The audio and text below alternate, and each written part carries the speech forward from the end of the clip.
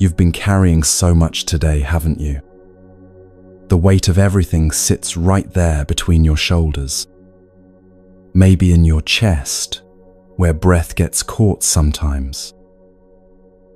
It's okay. You can let it rest here, just for now. Welcome to this quiet moment. I'm so glad you found your way here tonight.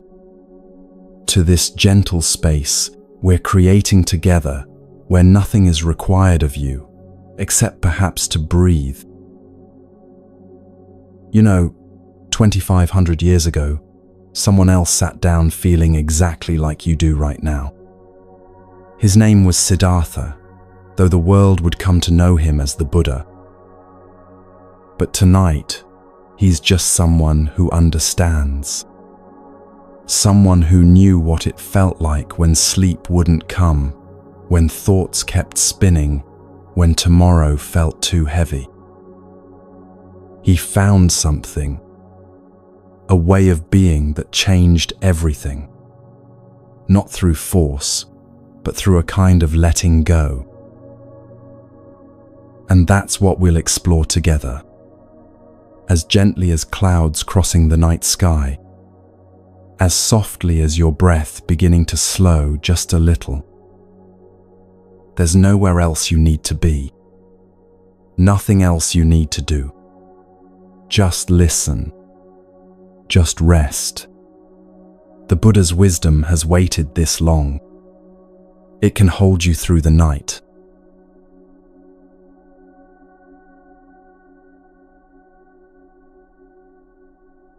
Imagine for a moment you're walking through a garden. Not just any garden, but one where every flower blooms perfectly, where no leaf ever browns, where even the shadows fall just so. This was young Siddhartha's world. A prince born into perfection, or what his father thought was perfection. His father, the king, had created something like what we might call today a carefully curated life. You know this feeling, don't you? The way we build our days. Scroll past the difficult news. Schedule our time to avoid the uncomfortable conversations. Create routines that keep us safely distant from life's sharper edges. Siddhartha lived in 3 palaces, one for each season. Always the perfect temperature, always surrounded by beauty, youth, and laughter. The story begins before he was even born. When his mother was pregnant, she had a dream. A white elephant with 6 tusks entered her side. The wise men said this meant her child would be extraordinary. But extraordinary can mean many things. The astrologers gathered when he was born. They examined the baby's features, the lines on his tiny palms. And they told the king something that made his heart both swell and sink. This child will either rule the world or leave it all behind to seek truth. Can you imagine being a parent and hearing that? Your child might become everything you dream of, or they might walk away from everything you've built. The king did what any loving parent might do. He tried to tip the scales. He decided to make the world so beautiful, so perfect, that his son would never want to leave. Every morning, gardeners would slip through the grounds before dawn. They removed any flower that showed signs of wilting, any leaf that had begun its journey back to earth.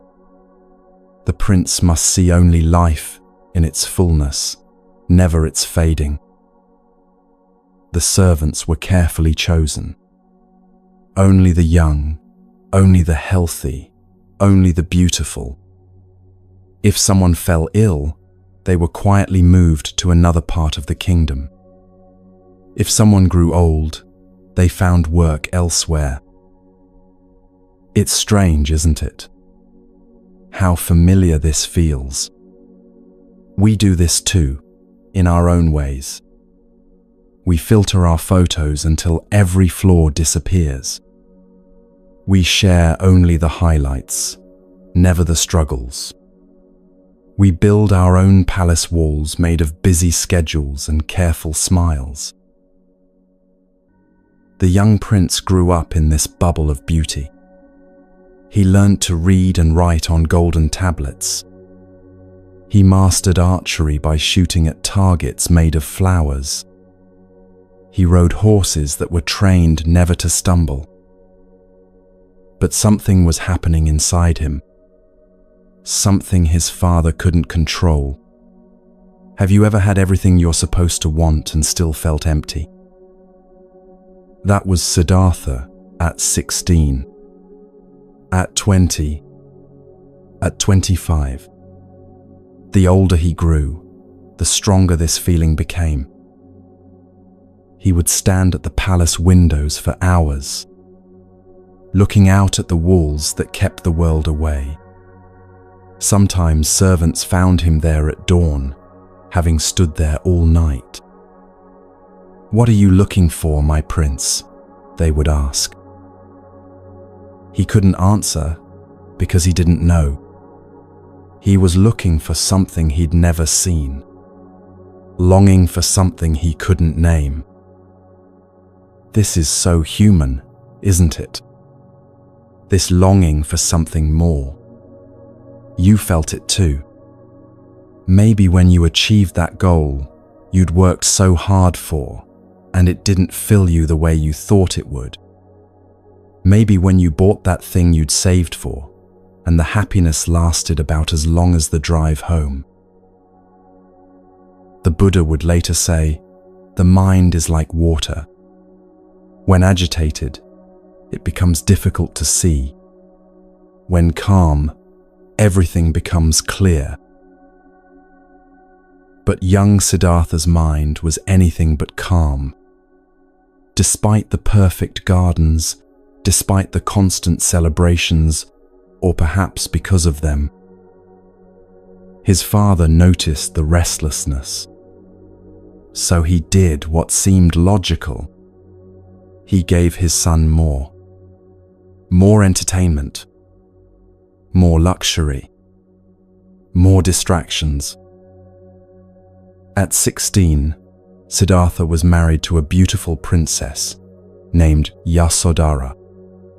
She was kind and loving, everything a prince could want in a wife. But the emptiness remained.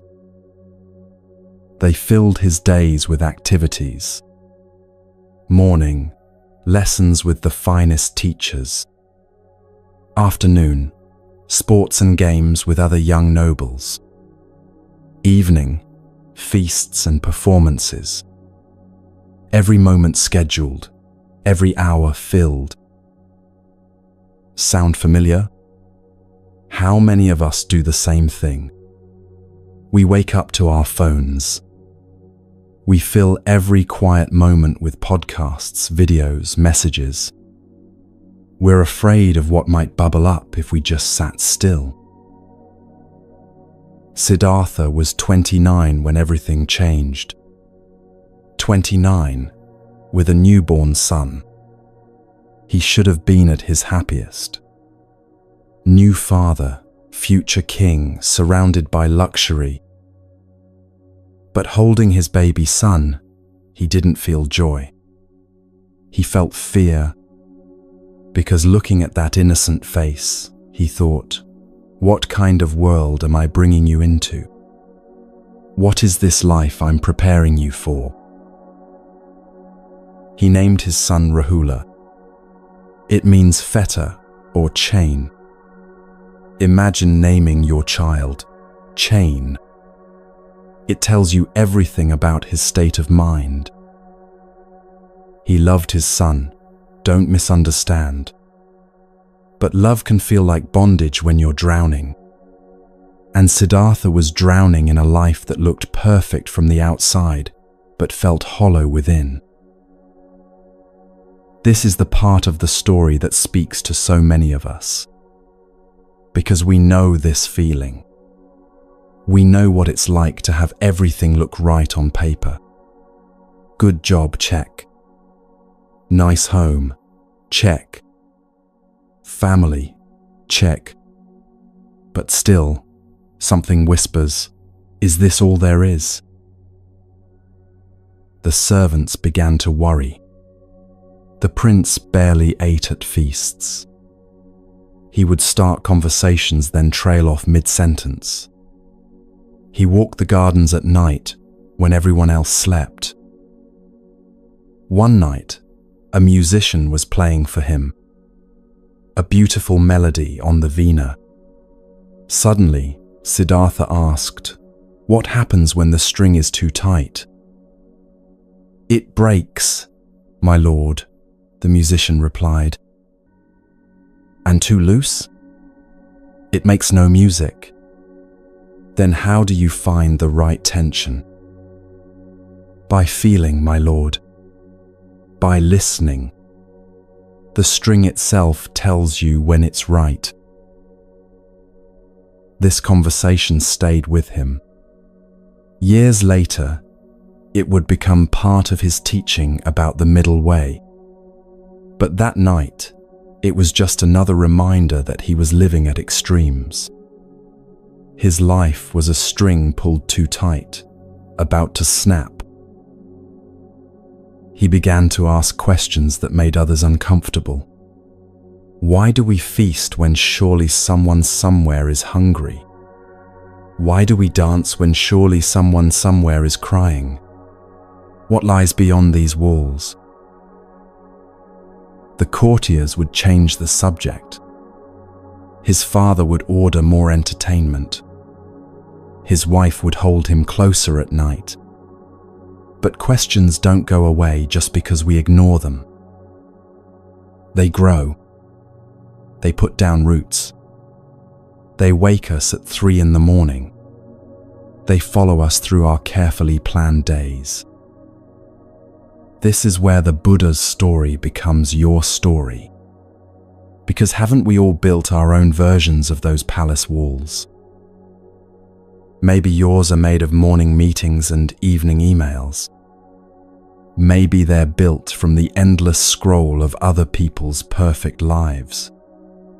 Maybe they're constructed from the voice that says, just achieve this one more thing, then you'll be happy.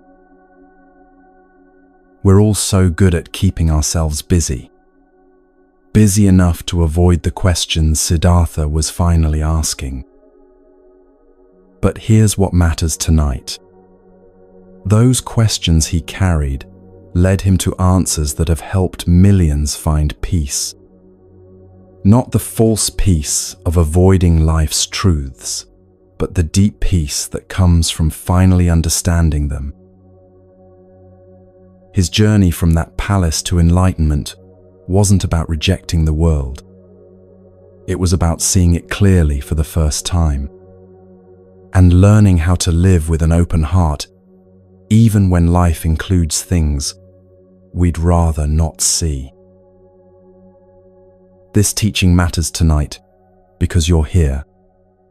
Perhaps you've come simply hoping for sleep, but maybe, just maybe, you've also come carrying your own questions. The ones that visit at 3 a.m, the ones you push away with another episode, another scroll, another task. What if those questions aren't problems to solve, but invitations to something deeper? The Buddha discovered that our suffering doesn't come from life itself. It comes from our resistance to life, from wanting things to be different than they are.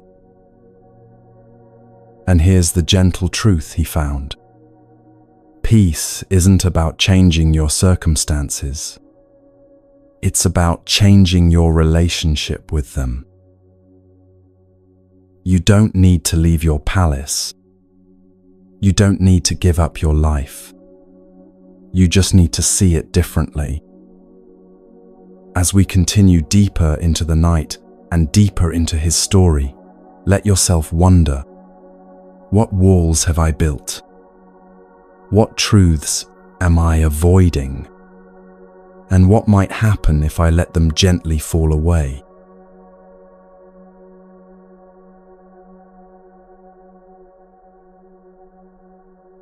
The morning arrived like any other, except today, something would shatter. Not all at once, but slowly, like cracks spreading across ice. The sun painted the palace walls gold. Birds sang in the gardens. Servants moved quietly through the halls, preparing for another perfect day. But perfection was about to meet reality. There was to be a festival in the city. Siddhartha, now 29, would preside over it as crown prince. It was a duty he'd performed many times, yet today felt different. Have you ever woken knowing something was about to change? He dressed in his finest robes, jewels that caught the light, a crown that felt heavier than usual. His wife helped adjust his collar, her fingers lingering. "You seem distant," she said softly. "I'm here," he replied. But was he? Or was part of him already leaving? His father had prepared everything carefully. For weeks, servants had cleaned the route. Every stone was polished. Every banner hung straight. Only the young and beautiful would line the streets. The old, the sick, anyone who might disturb the perfect picture, they were given tasks elsewhere. It was another perfect day in a perfect life. But life has a way of finding cracks in our carefully built walls. As the royal chariot rolled through the gates, Siddhartha felt the familiar weight of expectation. Smile. Wave. Be the prince they need you to be. The crowd cheered as they always did. Flowers fell like rain. Music filled the air. And then, between one heartbeat and the next, he saw something that wasn't supposed to be there. An old man. He was standing by a doorway, perhaps confused by all the celebration. Maybe he'd forgotten about the procession. Maybe his family had forgotten to keep him inside. But there he was, real as the morning sun. Now, you might think, just an old man, that's all. But imagine you'd never seen one. Imagine you'd lived 29 years thinking people stayed young forever. That aging was a myth, like dragons or demons. This man was bent nearly double. His spine curved like a question mark. His skin hung loose like old cloth, spotted with age. His hair was white as fresh snow, thin enough to see his scalp beneath. His hands shook as he leaned heavily on a stick, each movement careful and slow. But it was his eyes that caught Siddhartha. Clouded with cataracts, struggling to see. In them was a lifetime of memories, trapped in a failing body. Siddhartha gripped the edge of his chariot. "Stop," he commanded. His voice came out strangled. The world seemed to pause. The music faltered. The crowd's cheers died away.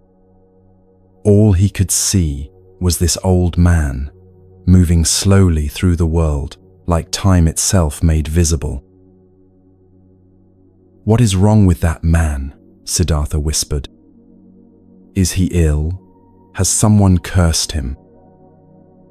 His charioteer, Channa, had been with the prince since childhood. He loved him like a brother.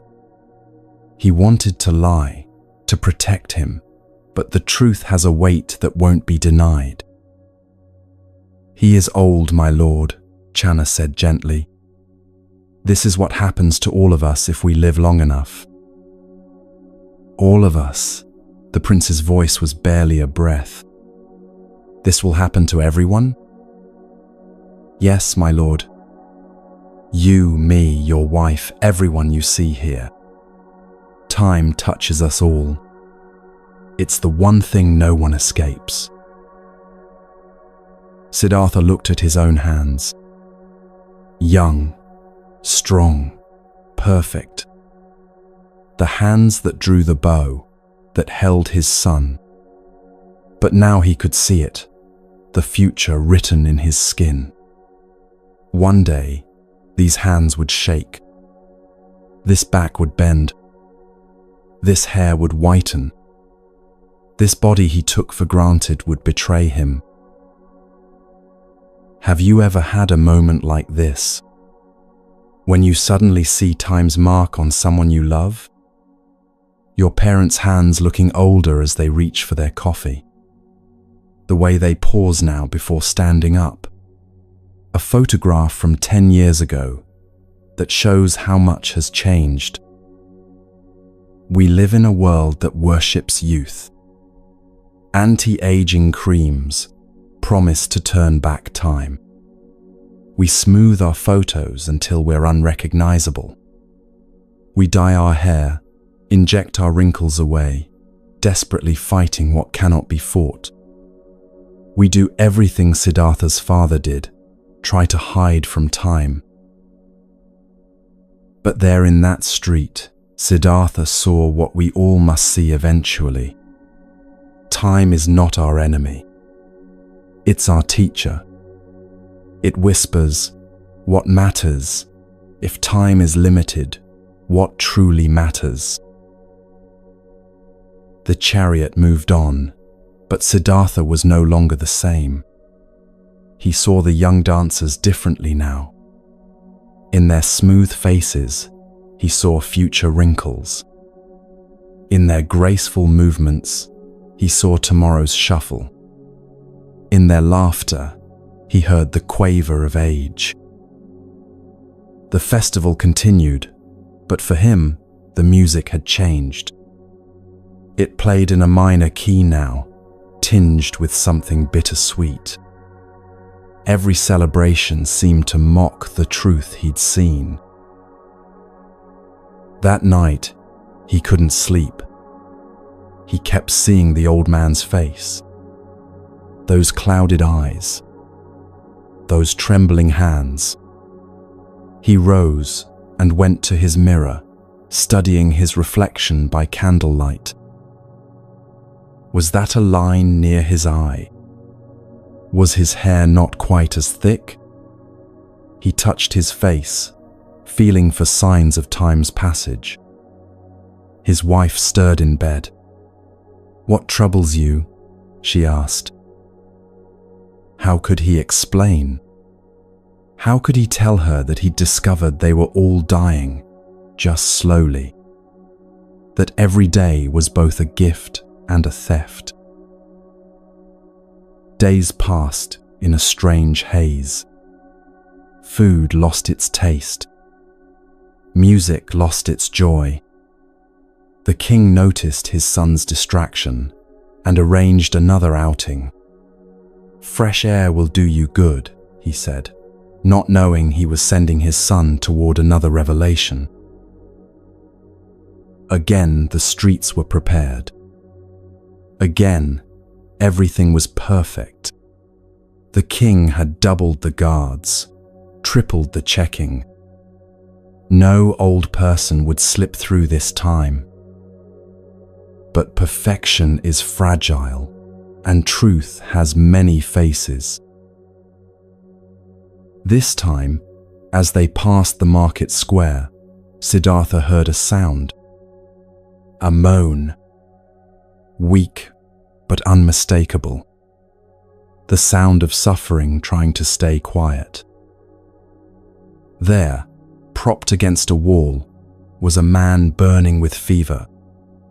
His body shook with chills, even as sweat poured down his face. His skin had a grey pallor. His eyes were glazed with pain, unfocused. Each breath seemed to cost him everything. A woman knelt beside him, pressing a cloth to his forehead. "Hold on," she whispered. "Just hold on." But her eyes said she knew the truth. "What afflicts this man?" Siddhartha asked, though part of him already knew. "He is sick, my lord," Channa replied softly. "Disease has found him. His body fights a battle it may not win. Can he be cured? Perhaps. Perhaps not. Sickness comes to all bodies, my lord. Some recover, some don't. The healers do what they can, but they're not gods." Siddhartha watched the sick man struggle for each breath. Yesterday, this man might have been strong. Tomorrow, he might be dead, or recovered, or lingering in between. The uncertainty was almost worse than knowing. He felt his own body then, really felt it.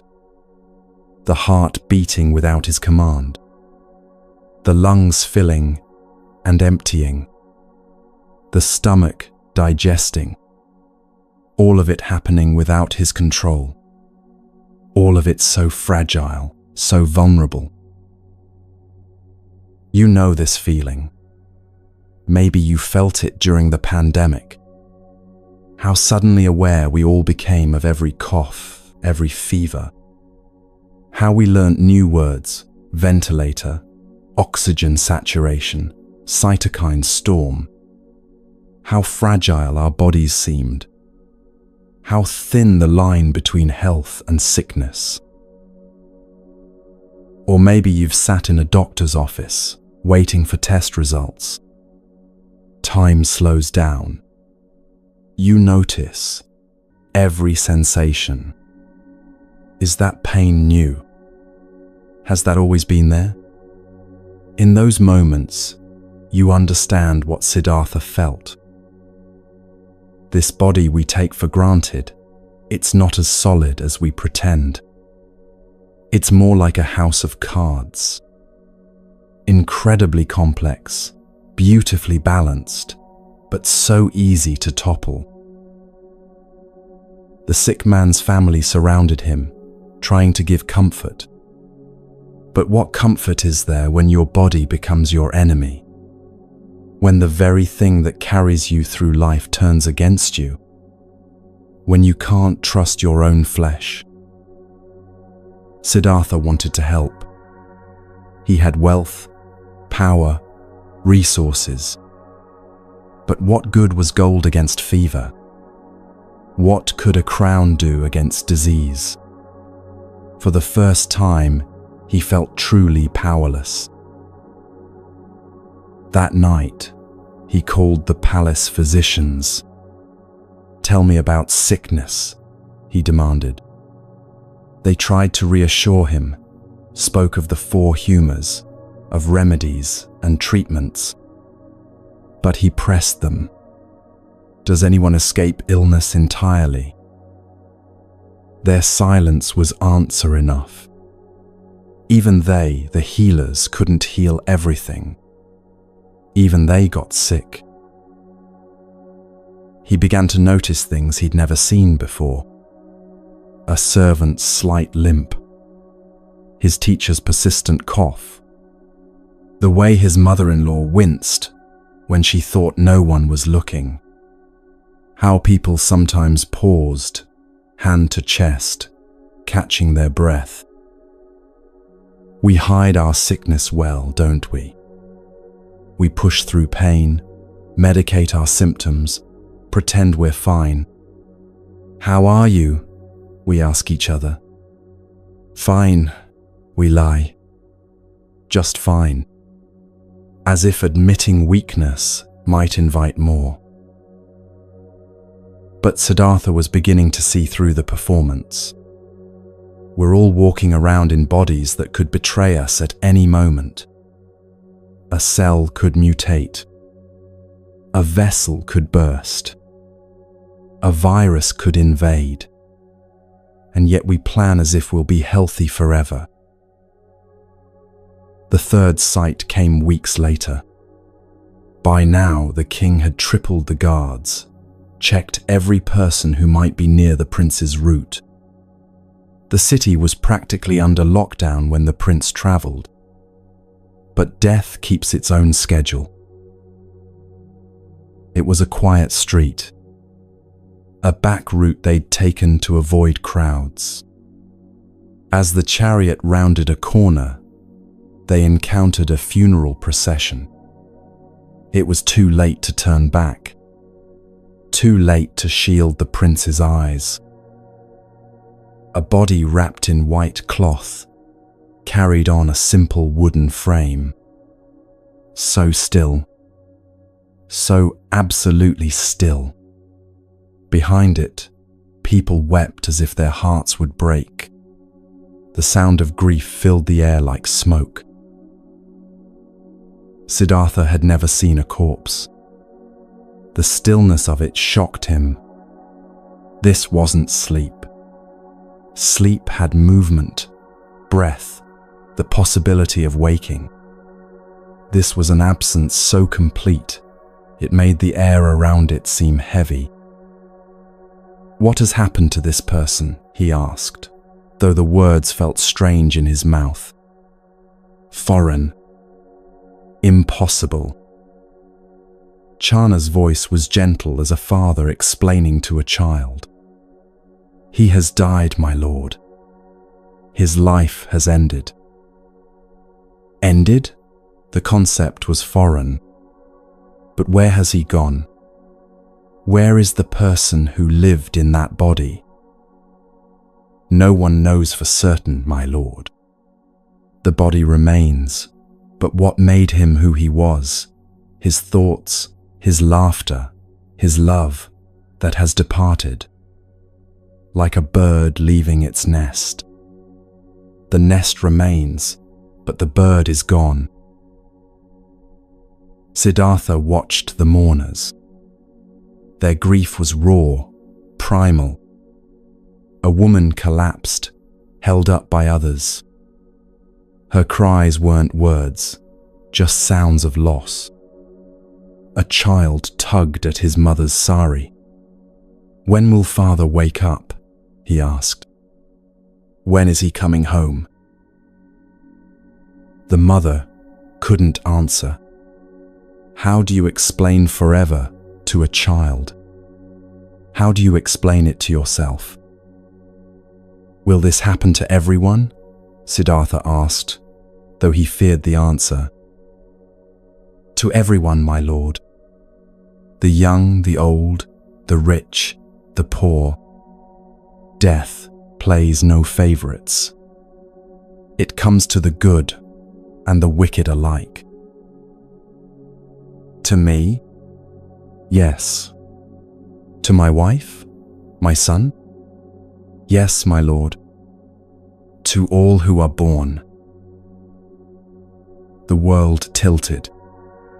Everything Siddhartha had built his life on crumbled. What was the point of being a prince if even kings die? What was the point of accumulating wealth if you leave it all behind? What was the point of anything if it all ended in a wooden box? This is the moment we all face eventually. Maybe it comes when we lose someone we love. The phone call at 3 a.m. The diagnosis. The accident. Maybe it comes in a quiet moment when we realize our own mortality. But it comes. And when it does, everything changes.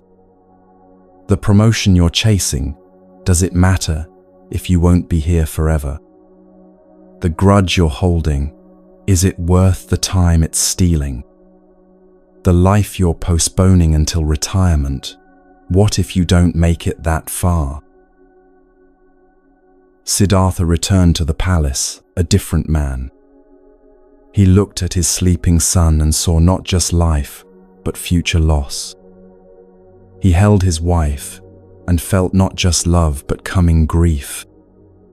Everything beautiful was now tinged with sadness. Every joy carried the seed of sorrow. But then came the fourth sight, the one that changed everything, the one that offered hope. It was a simple morning. No festival, no procession. Siddhartha had convinced Channa to take him out quietly, without fanfare. He needed to think, to process what he'd seen. The weight of mortality sat on his shoulders like a mountain. As they passed through a quiet grove, they saw a man sitting under a tree. But this was no ordinary man. He wore simple robes, yellow-orange like the dawn. He owned nothing but a bowl. His head was shaved, his feet bare. And yet, his face held a peace Siddhartha had never seen. Not the false peace of ignorance. This man's eyes were wide open, seeing everything.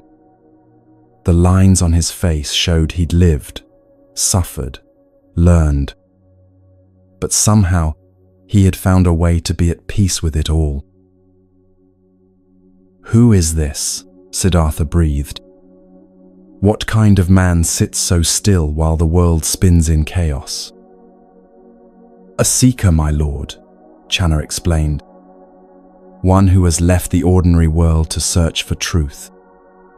He seeks to understand the meaning behind age, sickness, and death. He looks for what doesn't die." Siddhartha stared. Here was someone who had seen what he'd seen, but hadn't despaired. Instead, he'd turned it into a quest. He'd taken the problem and made it a path. "May I speak with him?" Siddhartha asked. His voice held a desperate hope. The seeker opened his eyes and smiled. It was a smile that held sorrow and joy in equal measure. "Peace to you, young prince," he said. "I see the questions in your eyes." "How do you have peace?" Siddhartha burst out. "When you know about old age, sickness, death, how do you smile when everything ends? When nothing lasts?" The seeker's smile deepened. "Because I seek what lies beyond these things. The body ages, but what of consciousness? The form dies, but what of essence? I seek the deathless, the unchanging, the truth that underlies all change."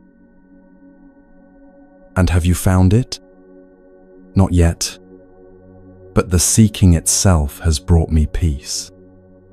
To live with questions is better than to die with false answers. To search for truth is better than to hide from it." These words hit Siddhartha like lightning. All his life, he'd been given answers. Perfect, comfortable answers. But they were lies, beautiful lies.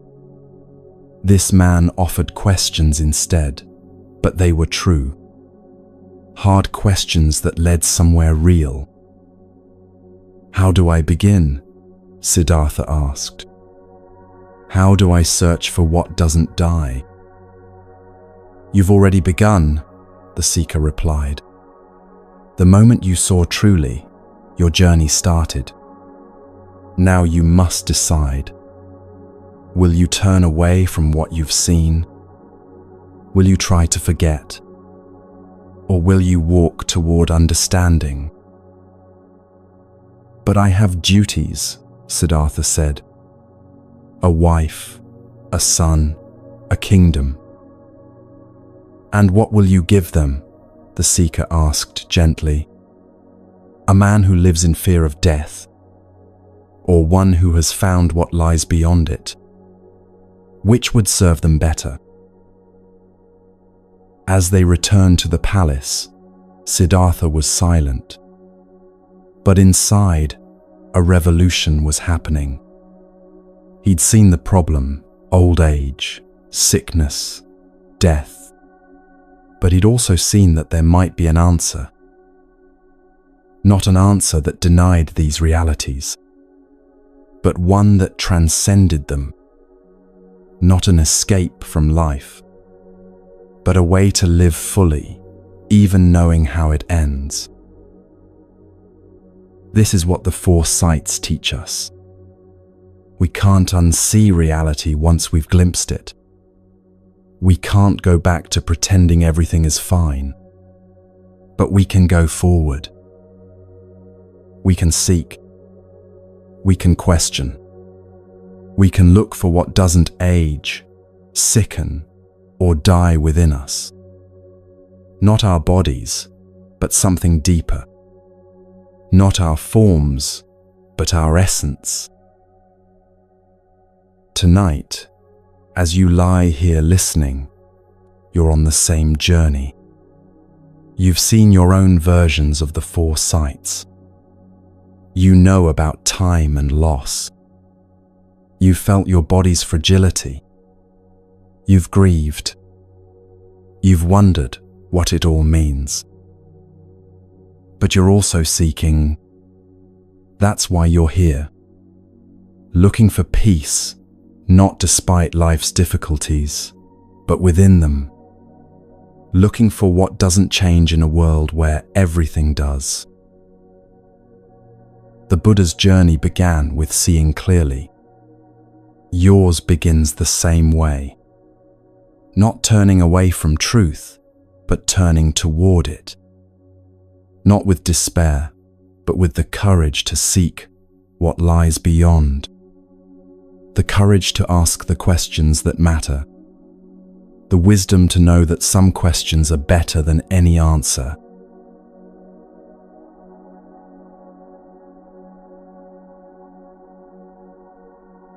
The palace slept in darkness, but Siddhartha lay wide awake, staring at the ceiling. 3 days had passed since he'd seen the seeker. 3 days of pretending everything was normal. 3 days of feeling like he was drowning in silk sheets. Have you ever known you had to make a choice that would change everything? Not a small decision, but one that would alter the course of your entire life. Maybe it was leaving a relationship that looked perfect from the outside. Maybe it was walking away from a career everyone envied. That's where Siddhartha was now. Beside him, his wife Yasodhara slept peacefully. Her hand rested on his chest, trusting. In the corner, their infant son Rahula lay in his cradle. The moonlight touched their faces, making them look like paintings of contentment. But Siddhartha felt like he was suffocating. Every time he closed his eyes, he saw the old man's trembling hands, the sick man's fevered face, the stillness of death, and the seeker's peaceful smile. That smile that said there was another way. He rose quietly and walked to the window. The kingdom spread out before him, sleeping under stars. His kingdom, his responsibility, his prison. I could stay, he whispered to the night. Pretend I never saw what I saw. Go back to sleep. But can you unknow something once you know it? Can you unfeel a truth once it's touched your heart? You know you can't. Just like you can't unhear the words that changed you. Can't unsee the moment that opened your eyes. He thought of his father, the king. All those years of protection, of building walls. All that love expressed through control. His father would be devastated. His mother would weep. The kingdom would feel betrayed. But what was the alternative? To live a lie, to raise his son in the same golden cage, to perpetuate the illusion for another generation. This is the weight of awakening. When you see clearly, you can't just think of yourself. You think of everyone you love, everyone you'll disappoint. The guilt sits heavy as stone. You've felt this. When you knew you had to speak a truth that would hurt someone. When you had to choose your path over their expectations. When being true to yourself meant letting others down. Siddhartha returned to the bed. He looked at his sleeping family for a long time. His heart was breaking and expanding at the same time. Breaking because he was leaving. Expanding because he finally understood what love really meant. Love wasn't possession. It wasn't keeping people close at any cost. Sometimes love meant leaving so you could become someone worth returning to. Someone who had found truth instead of just comfort. He leaned down to kiss his son's forehead. The baby stirred but didn't wake. "I go to find answers," he whispered, "so that one day I can teach you more than just how to rule. I can teach you how to live." He wanted to kiss Yasodhara goodbye. But he knew if she woke, if she looked at him with those loving eyes, he might not have the strength to leave. So he just touched her hair gently. A blessing, a promise, an apology. This is how the hardest decisions are made. Not in grand gestures, but in quiet moments. Not with certainty, but with trembling hands. Not because we don't love, but because we do. He dressed simply, leaving his princely robes folded on a chair. No jewels, no crown. Just a man in plain clothes, about to walk into the unknown. In the stable, his horse Kanthaka seemed to understand. Animals always know when something important is happening. The horse nuzzled his hand gently, as if saying, "I'll carry you to where you need to go." Channa was waiting. His faithful charioteer, his friend. "You're really doing this," Channa said. It wasn't a question. "I have to," Siddhartha replied. "If I stay, I'll die inside. And what good is a dead man to anyone?" They rode through the sleeping city, past houses where people dreamed ordinary dreams, past markets that would bustle tomorrow with life, past temples where people prayed for things that wouldn't last. The guards at the gate were asleep, or perhaps they chose to be. Sometimes the universe conspires to help us when we finally decide to help ourselves. As they passed through the gates, Siddhartha felt something shift. The weight he'd carried for 29 years began to lift. Not all at once, but like morning mist dissolving. Each step away from the palace was a step towards something true. They rode until they reached the forest edge. The trees stood like guardians of another world. A world without palaces or expectations. A world where a man could search for meaning without interruption. "This is as far as you go," Siddhartha told Channa. "Let me come with you," Channa pleaded. "You'll need help. You've never been alone." "That's exactly why I must go alone," Siddhartha replied gently. "I need to learn who I am when I'm not a prince. When I'm not a son, a husband, a father. When I'm just a human being seeking truth." He dismounted and handed the reins to Channa. Then he did something that shocked his friend. He took his sword and cut off his long hair. The hair that marked him as royalty. The hair that Yasodhara loved to brush. Gone in moments. "Take this back," he said, handing Channa the hair and his jeweled sword. "Tell them I'm not dead. Tell them I've gone to find life. Real life." Channa wept. Not quietly, but with the full grief of losing someone who's still alive. "When will you return?" he asked. "When I have something worth bringing back," Siddhartha said. "When I can offer more than just temporary comfort.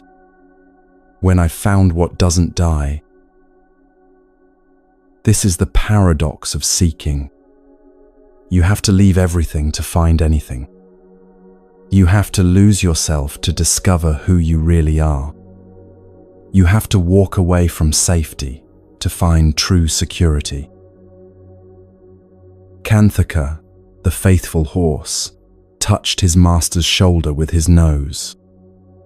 Animals understand sacrifice. They understand love that lets go. Legend says the horse died of grief soon after, but perhaps it was completion. His purpose fulfilled. Siddhartha walked into the forest. No longer a prince. Not yet a Buddha. Just a man with questions bigger than his fear. You know this moment.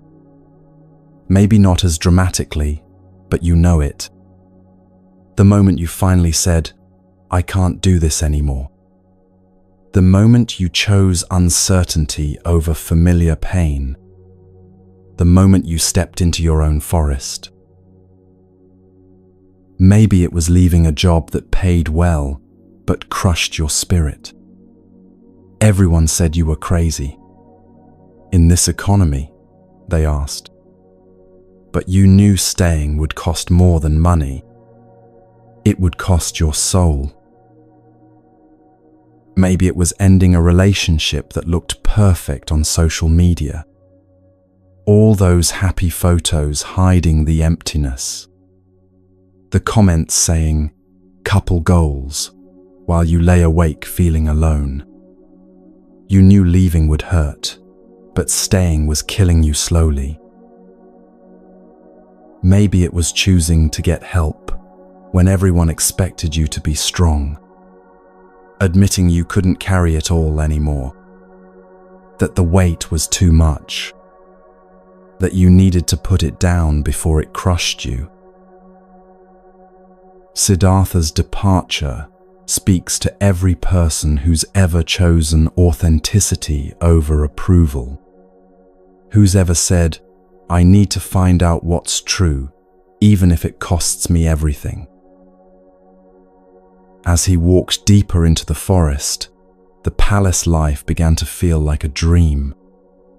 Had he really lived there? Had he really worn those jewels, eaten from golden plates? With each step, Those 29 years seemed less real than this single moment of freedom. The trees whispered around him. Not the manicured trees of palace gardens, but wild ones. Real ones. Trees that knew storms and survived. Trees that bent but didn't break. He had no plan. No destination. No teacher waiting. Just a direction, away from illusion, toward truth. Sometimes that's all we need. Not a perfect map, just the courage to begin. The sun began to rise.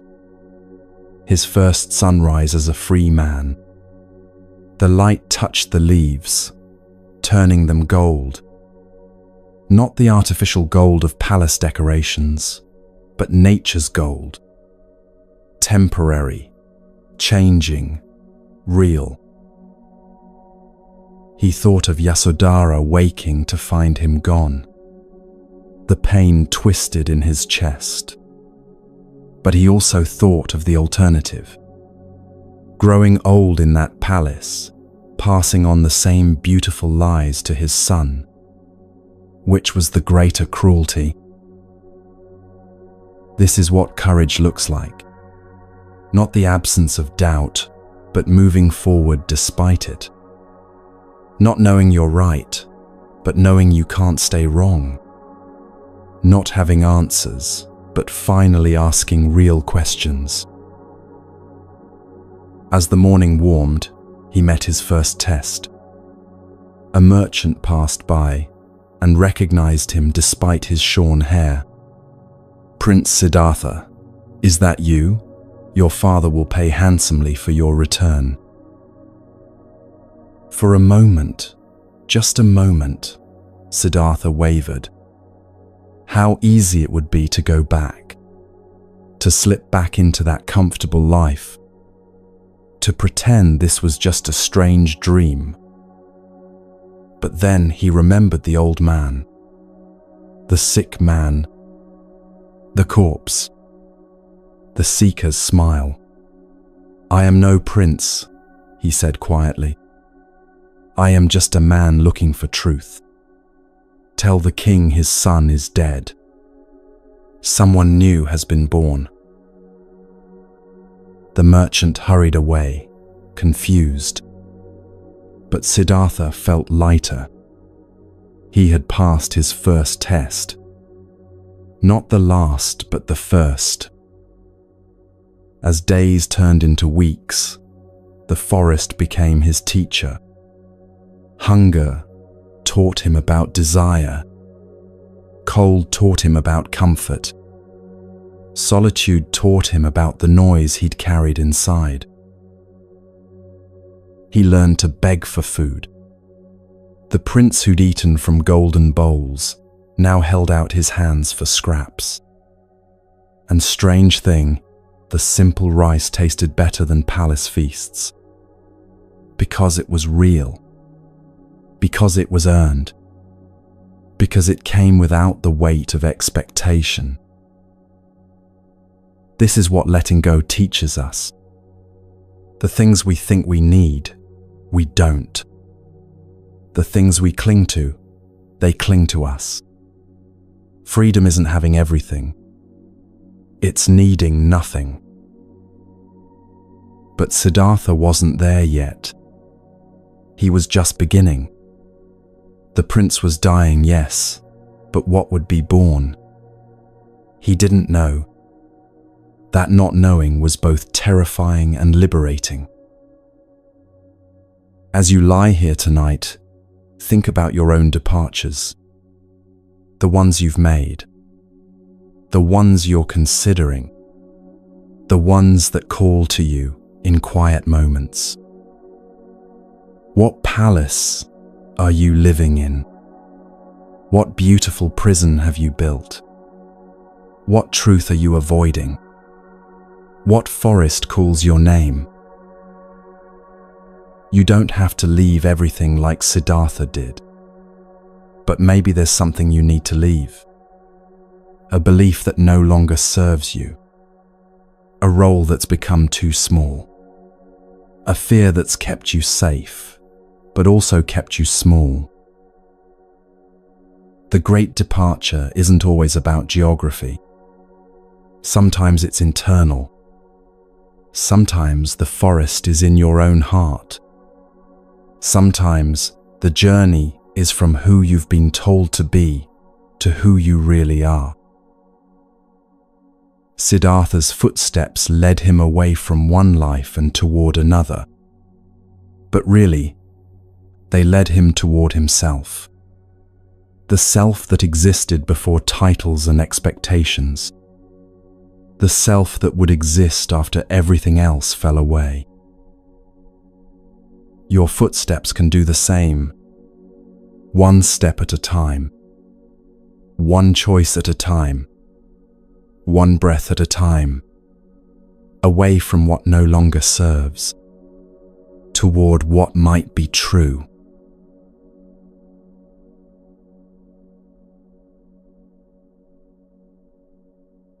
The forest had become Siddhartha's home, but a home without walls, without comfort, without answers.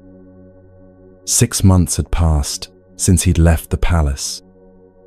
6 months of wandering, and still the questions burned inside him. He'd heard of a great teacher named Alara Kalama, a master who, people said, had found the way beyond suffering. Siddhartha's heart lifted. Perhaps this was why he'd left everything. Perhaps this teacher held the key. You know this feeling. When you discover a new book, a new method, a new guru who promises to have the answer. That surge of hope. This time, you think. This time I'll find what I'm looking for. Alara Kalama lived in a grove with hundreds of disciples. They sat in perfect rows, eyes closed, bodies still as stones. The very air seemed to vibrate with concentration. "Teach me," Siddhartha said simply. The master looked at him with eyes that seemed to see through everything. "You must empty your mind," he said. "Reach the state of nothingness. Beyond thought, beyond feeling, beyond everything." Siddhartha threw himself into the practice. Hours of meditation. Days of stillness. He learned to slow his breath until it almost stopped.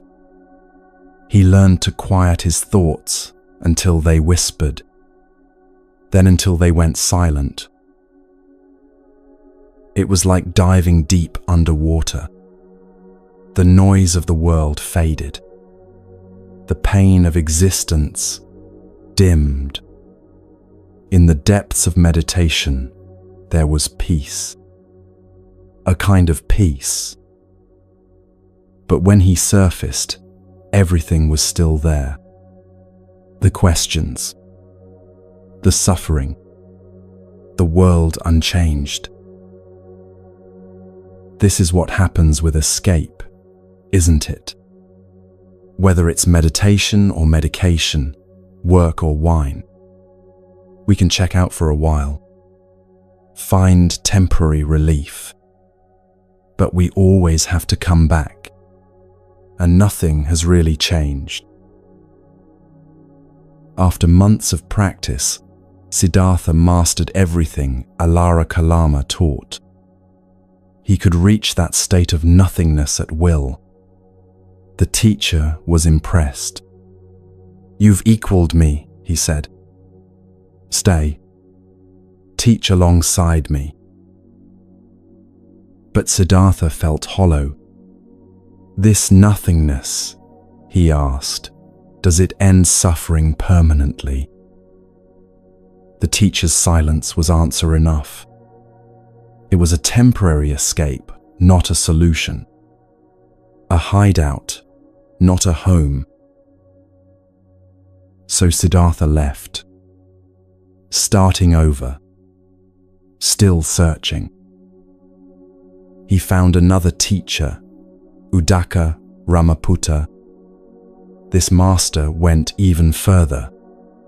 Beyond nothingness, he taught, is neither perception nor non-perception. The ultimate state. More months of practice. Deeper states. Siddhartha became like a master athlete of meditation. He could twist his consciousness into any shape, reach any mental state. But still, when he opened his eyes, the world was waiting. Suffering was waiting. Death was waiting.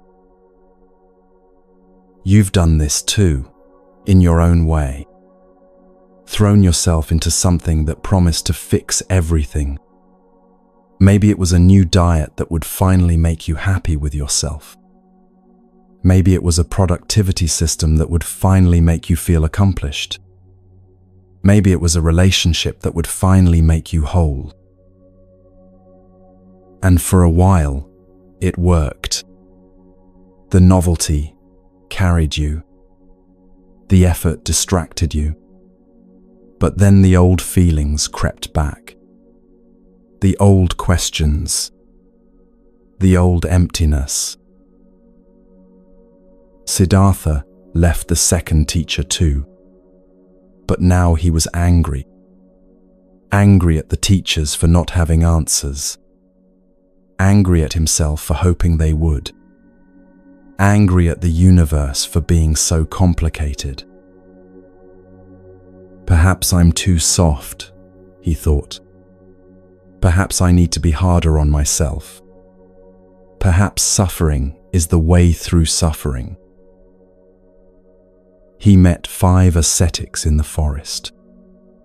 Men who'd taken the opposite approach. Instead of escaping the body, they punished it. Instead of seeking comfort, they sought pain. The body is the enemy, they told him. It chains us with its desires. Conquer the body, and you conquer suffering. This made a strange kind of sense to Siddhartha. After all, wasn't it his body that aged? Wasn't it his body that would die? Maybe if he could master it completely, he'd find freedom. So began the harshest chapter of his search. He ate 1 grain of rice a day, then nothing. He stood on 1 foot for hours. He held his breath until he nearly fainted. He sat in the blazing sun, in the freezing rain. His body withered. His ribs showed like a washboard. His eyes sank deep into his skull. When he touched his stomach, he could feel his spine. The 5 ascetics were impressed. "No one has gone as far as you," they said.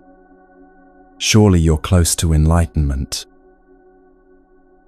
But Siddhartha wasn't close to enlightenment. He was close to death. And in his honest moments, he knew it. He was just trading one extreme for another. Palace luxury for forest torture. Both were prisons. This is so human, isn't it? We swing from extreme to extreme. Overeat, then starve. Overwork, then burn out. Give everything, then withdraw completely. As if the opposite of one mistake could somehow be right. One day, Siddhartha tried to bathe in the river. He was so weak he couldn't climb back up the bank. He clung to a tree root, barely conscious. Is this enlightenment? He wondered.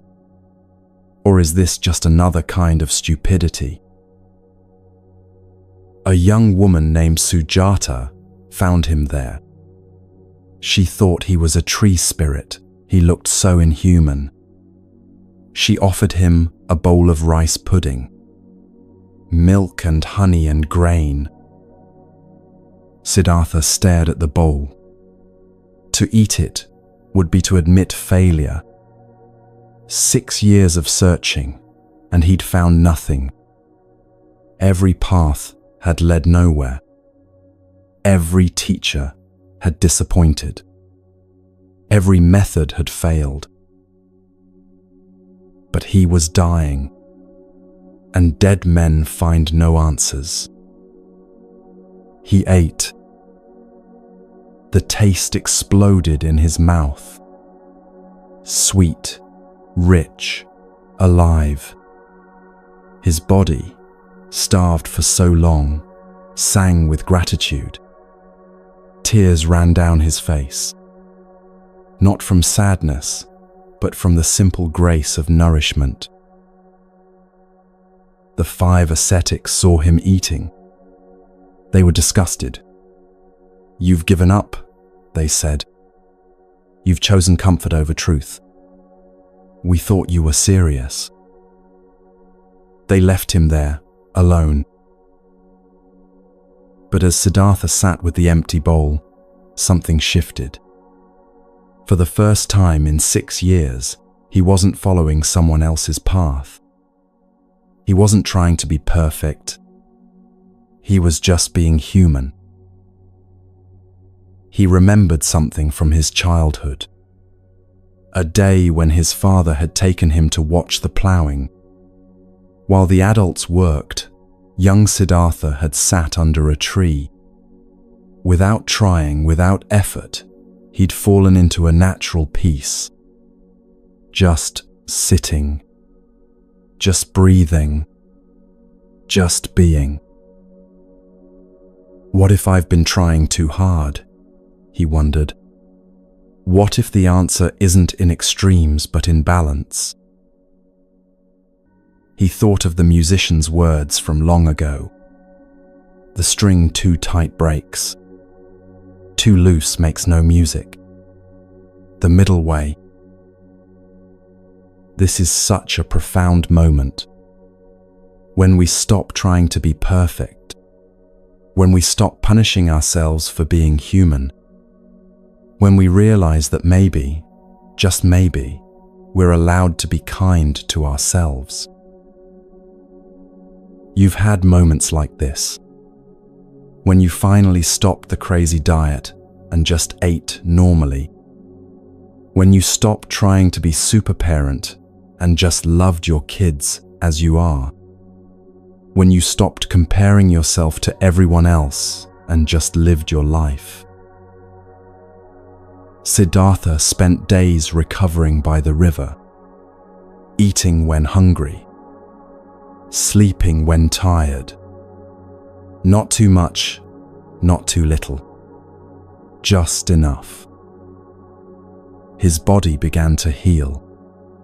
But more importantly, his mind began to clear. Without the extremes of indulgence or denial, he could finally think straight. He realized something crucial. All his searching had been driven by wanting. Wanting answers. Wanting to escape suffering. Wanting to be special. Wanting enlightenment itself had become just another desire. What if he stopped wanting? Not through force, but through understanding. What if he just sat with what is, instead of always reaching for what might be? He found a fig tree by the river. Later, people would call it the Bodhi tree. But that evening, it was just a tree with good shade and strong roots. He made a cushion of grass and sat down. Not to achieve anything. Not to become anything. Just to sit. Just to be present with whatever arose.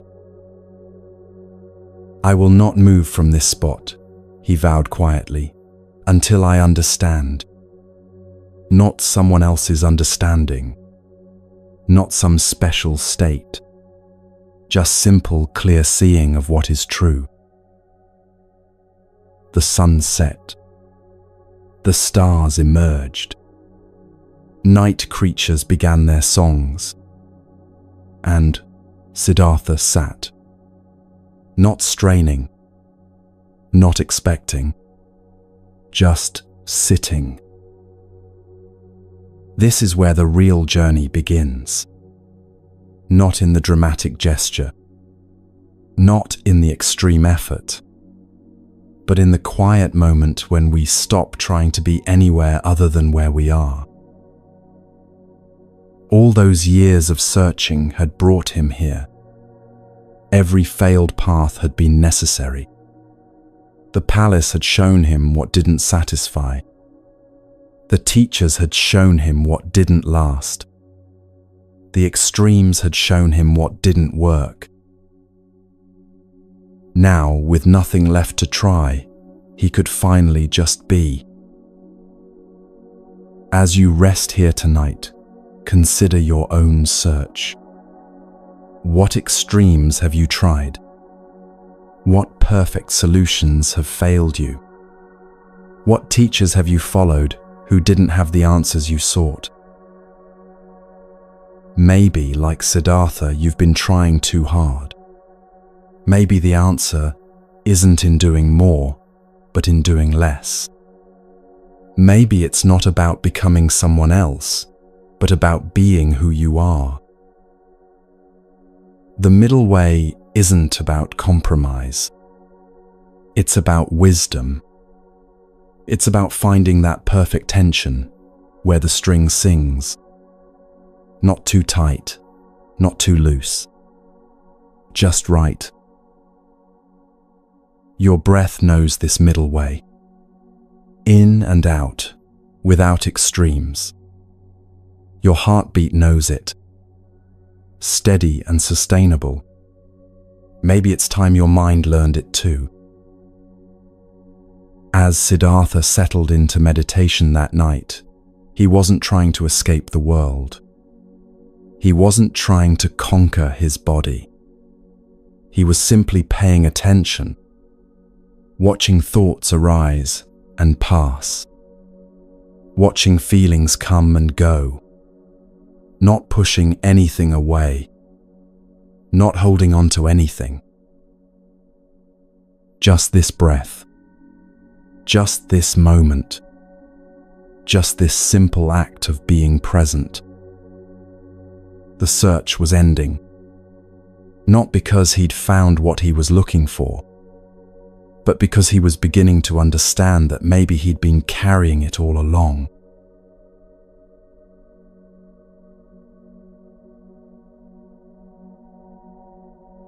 The tree stood ancient and patient, its roots deep in the earth, its branches reaching towards stars.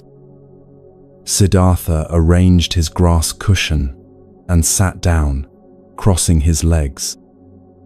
Not in the rigid way he'd learned from the ascetics. Just comfortably, just naturally. The evening was warm. Fireflies danced in the growing darkness. Somewhere, a night bird called. The ordinary world, going about its business while something extraordinary was about to unfold. He placed his right hand on the earth. A simple gesture, but profound. "Earth, be my witness," he whispered. "I have tried everything else. Now I simply sit." You know this feeling. When you finally stop running. When you finally stop trying to fix yourself. When you sit down right in the middle of your life and say, "This is it. This moment. I'm going to face whatever comes." As Siddhartha settled into stillness, his mind began to show him everything. Not the peaceful emptiness he'd learned from his teachers, but the full chaos of being human. First came desire. Images of his palace life flooded back. Silk sheets, delicious foods, his wife's embrace, the warmth of his son in his arms. You could go back, the thoughts whispered. No one would blame you. You've tried. You've done more than most. Go home to comfort. But Siddhartha just watched these thoughts, like clouds passing across the moon, beautiful but temporary. He didn't push them away. He didn't grab onto them. He just noticed. This is meditation's secret. Not emptying your mind. That's impossible. But watching your mind, seeing its patterns, understanding its nature. Next came fear. What if he was wasting his life? What if there were no answers? What if he sat here forever and nothing happened? What if he'd abandoned his family for nothing? The fear felt real. It always does. Your fears feel real too, don't they? The 3 a.m. worries. The what-ifs that spiral out of control. The voice that says you're not enough, you'll never be enough. But Siddhartha had learned something from his years of practice. Fear is just another visitor. It comes, it speaks its piece, it leaves. You don't have to serve it tea. You don't have to believe its stories. As the night deepened, the challenges intensified. In the traditional story, they call this visitor Mara, the tempter, the obstacle. But really, Mara is just our own mind. All the ways we sabotage ourselves. All the voices that keep us small. Who are you to seek enlightenment? Mara whispered. You're just a spoiled prince playing at spirituality. Real seekers suffer more. Real seekers are more pure. You ate that rice pudding. You gave up. Sound familiar? That voice that says you're not qualified for happiness, that you haven't earned peace, that other people deserve good things, but not you. We all have that voice. But Siddhartha did something beautiful. He didn't argue with Mara. He didn't try to prove his worth. He simply touched the earth again and said, "The earth is my witness. I have a right to be here. I have a right to seek truth." This is so powerful. Not earning your place through suffering. Not proving your worth through achievement. Simply claiming your birthright as a human being. You have a right to seek peace. You have a right to be happy. The earth itself confirms this. As midnight approached, Siddhartha's awareness deepened. He began to see not just his own mind, but the nature of all minds. The patterns that trap us all. He saw how desire leads to grasping, how grasping leads to fear of loss, how fear leads to anger, how anger leads to blindness. Round and round, the wheel of suffering. But he also saw something else. The wheel only turns when we fuel it. When we stop adding wood to the fire, it naturally dies down. When we stop feeding our patterns, they naturally fade. This wasn't philosophy. This was direct seeing. Like finally understanding how you've been tying yourself in knots and realizing you can stop.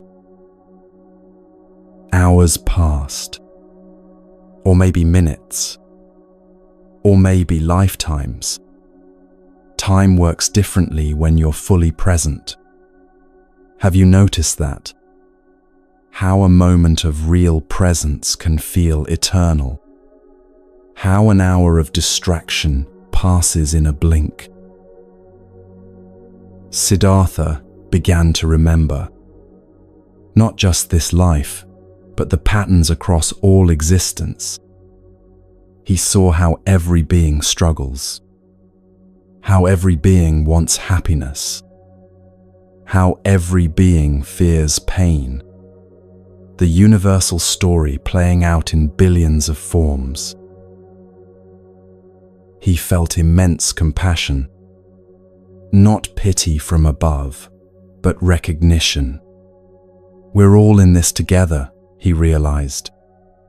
Every person I've ever met is fighting the same battle, seeking the same peace, making the same mistakes. Think about this. The person who cut you off in traffic today, they're seeking happiness, just like you. The difficult colleague, the challenging relative, all of them just trying to avoid suffering, usually in unskillful ways, but the motivation is the same. As the darkest part of night arrived, Siddhartha faced the deepest fear: death. Not just physical death, but the death of everything we hold dear. The ending of all stories. The ultimate letting go. He didn't run from this vision. He entered it fully. He died to who he had been. The prince died. The seeker died. Even the one who wanted enlightenment died. And in that complete letting go, something else was revealed. Something that doesn't die because it was never born. Something that doesn't suffer because it doesn't grasp. The awareness itself. Pure, simple, always present. You touch this sometimes. In the gap between thoughts. In the moment between sleep and waking, when beauty stops your mind, when love opens your heart completely, that background of awareness that's always been there. The stars wheeled overhead. The night sounds continued. But for Siddhartha, everything had changed. Or rather, he was seeing clearly what had always been true. He understood why he had suffered. Not because life includes pain, that's inevitable, but because he had added so much extra, wanting things to be different, believing thoughts that weren't true, fighting reality instead of flowing with it. It's like finally seeing that you've been wearing dark glasses all your life. The world isn't dark. You've just been looking through a filter, and you can take the glasses off. Dawn was approaching. The eastern sky began to lighten almost imperceptibly. That magical time when night hasn't ended but day hasn't begun. The in-between time. The time of possibilities. Siddhartha opened his eyes. The same world was there. The same tree, the same earth, the same sky. But now he saw it without the overlay of his projections. Just things as they are. simple, perfect in their simplicity. A morning star appeared, Venus, bright and clear. And in that moment, the final piece fell into place. He saw that he had been looking for something he already was. Like space looking for space. Like water looking for wetness. "How wonderful," he said softly. "How amazing. All beings are already enlightened. They just don't know it. They're looking everywhere else when it's right here. This is the cosmic joke. We run around seeking peace while we're standing in it. We search for ourselves while being ourselves. We look for home while never having left." The Buddha, for that's what Siddhartha had become, sat quietly as the world woke up. Birds began their morning songs. Insects buzzed. Life continued its ancient dance. But now he saw the dance differently. Not as chaos, but as pattern. Not as suffering, but as change. Not as problem, but as process. He thought of his father, still trying to control life. His wife, still wondering why he left. His son, growing up without him.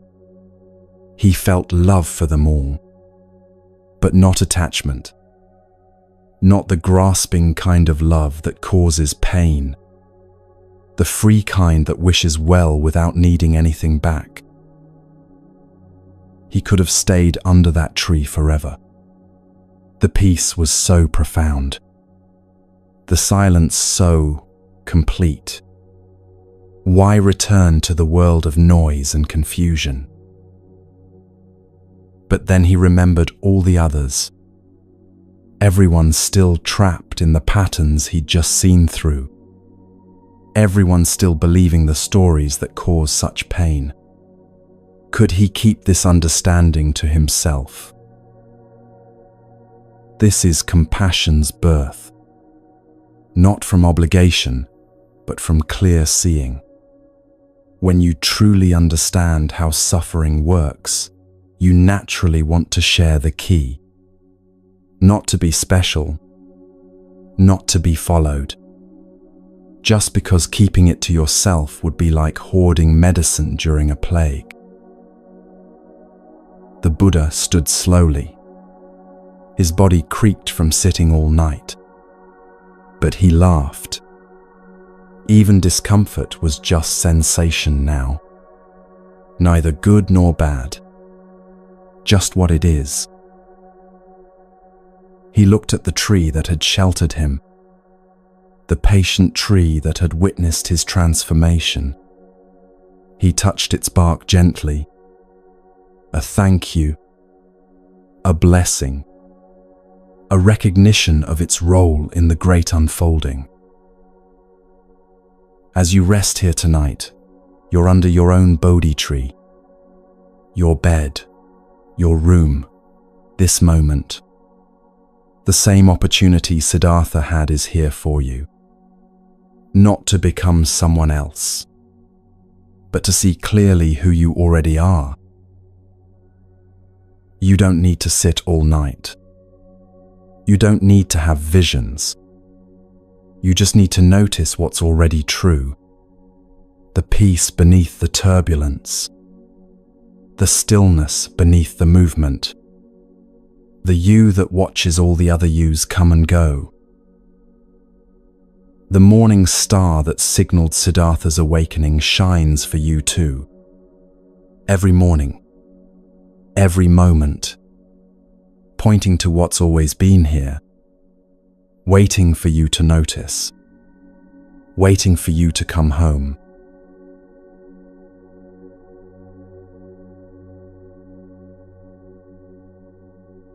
The Buddha sat by a village well, watching people come and go.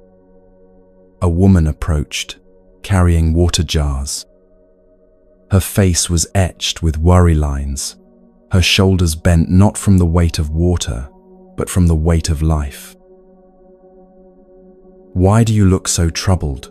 the Buddha asked gently. She set down her jars, surprised anyone had noticed. "My son is sick," she said.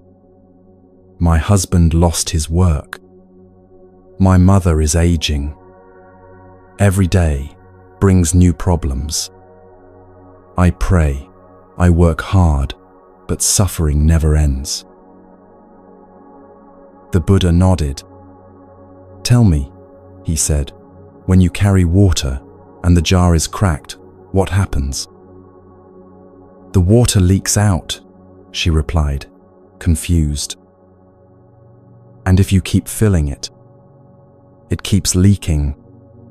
I'd be carrying water forever." "Just so," the Buddha said. "We try to fill our lives, but we haven't noticed the crack. We haven't understood why satisfaction keeps leaking away. This is the first noble truth. Life includes suffering, not as punishment, not as failure, but as the nature of things. Like water naturally flows downward, like flowers naturally fade, suffering is woven into the fabric of existence. You know this truth. You feel it every time you check your bank balance with anxiety, every time you look in the mirror and see new lines, every time someone you love is in pain and you can't fix it. But the Buddha wasn't being pessimistic. He was being realistic, like a doctor who must first acknowledge the disease before finding the cure. A young merchant joined them at the well. He was successful, well-dressed, but his eyes were restless. "I heard you speak of suffering," he said, "but I'm not suffering. I have wealth, health, a good family. Your teaching doesn't apply to me." The Buddha smiled. "Tell me about your day," he said. The merchant puffed up. "I woke early to check my goods. Worried about the shipment from the south, storms might delay it. Argued with a supplier about prices. Caught an employee stealing. Worried my competitor is undercutting me. But these are just business challenges.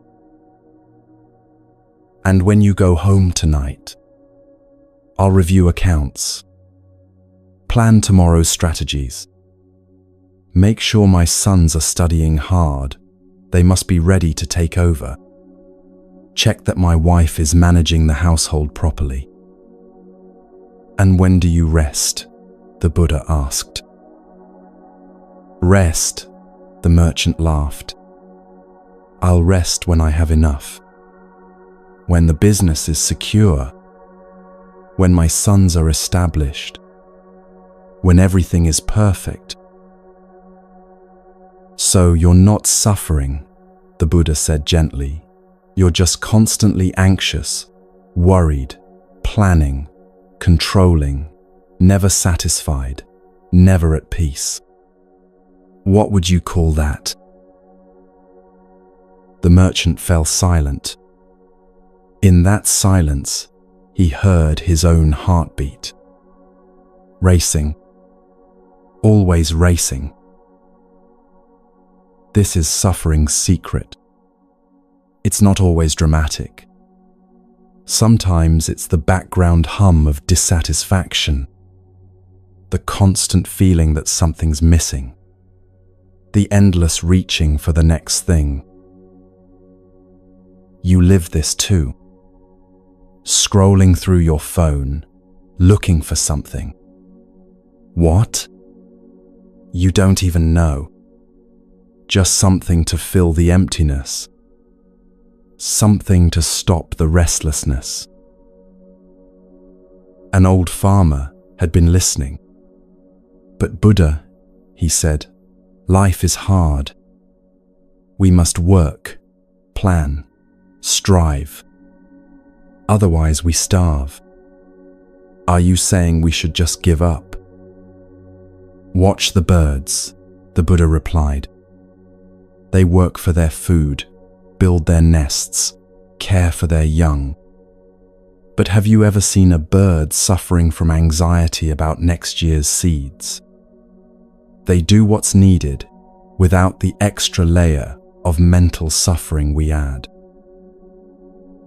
"We suffer," he continued, "not just from pain, but from our stories about pain. Not just from loss, but from our fear of loss. Not just from aging, but from our rejection of aging. We take life's inevitable challenges and multiply them with our minds." A mother carrying a crying baby approached the well. She looked exhausted. "My baby cries all night," she said.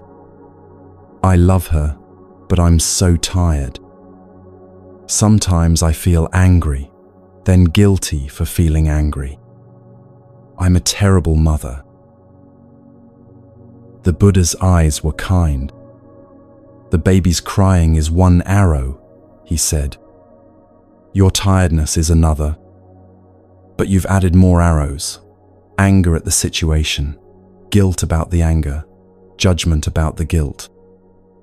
How many arrows are you carrying?" She began to cry. "So many," she whispered. "What if you just carried the first two?" he asked. "Baby cries, mother is tired. Simple facts. No stories. No judgments.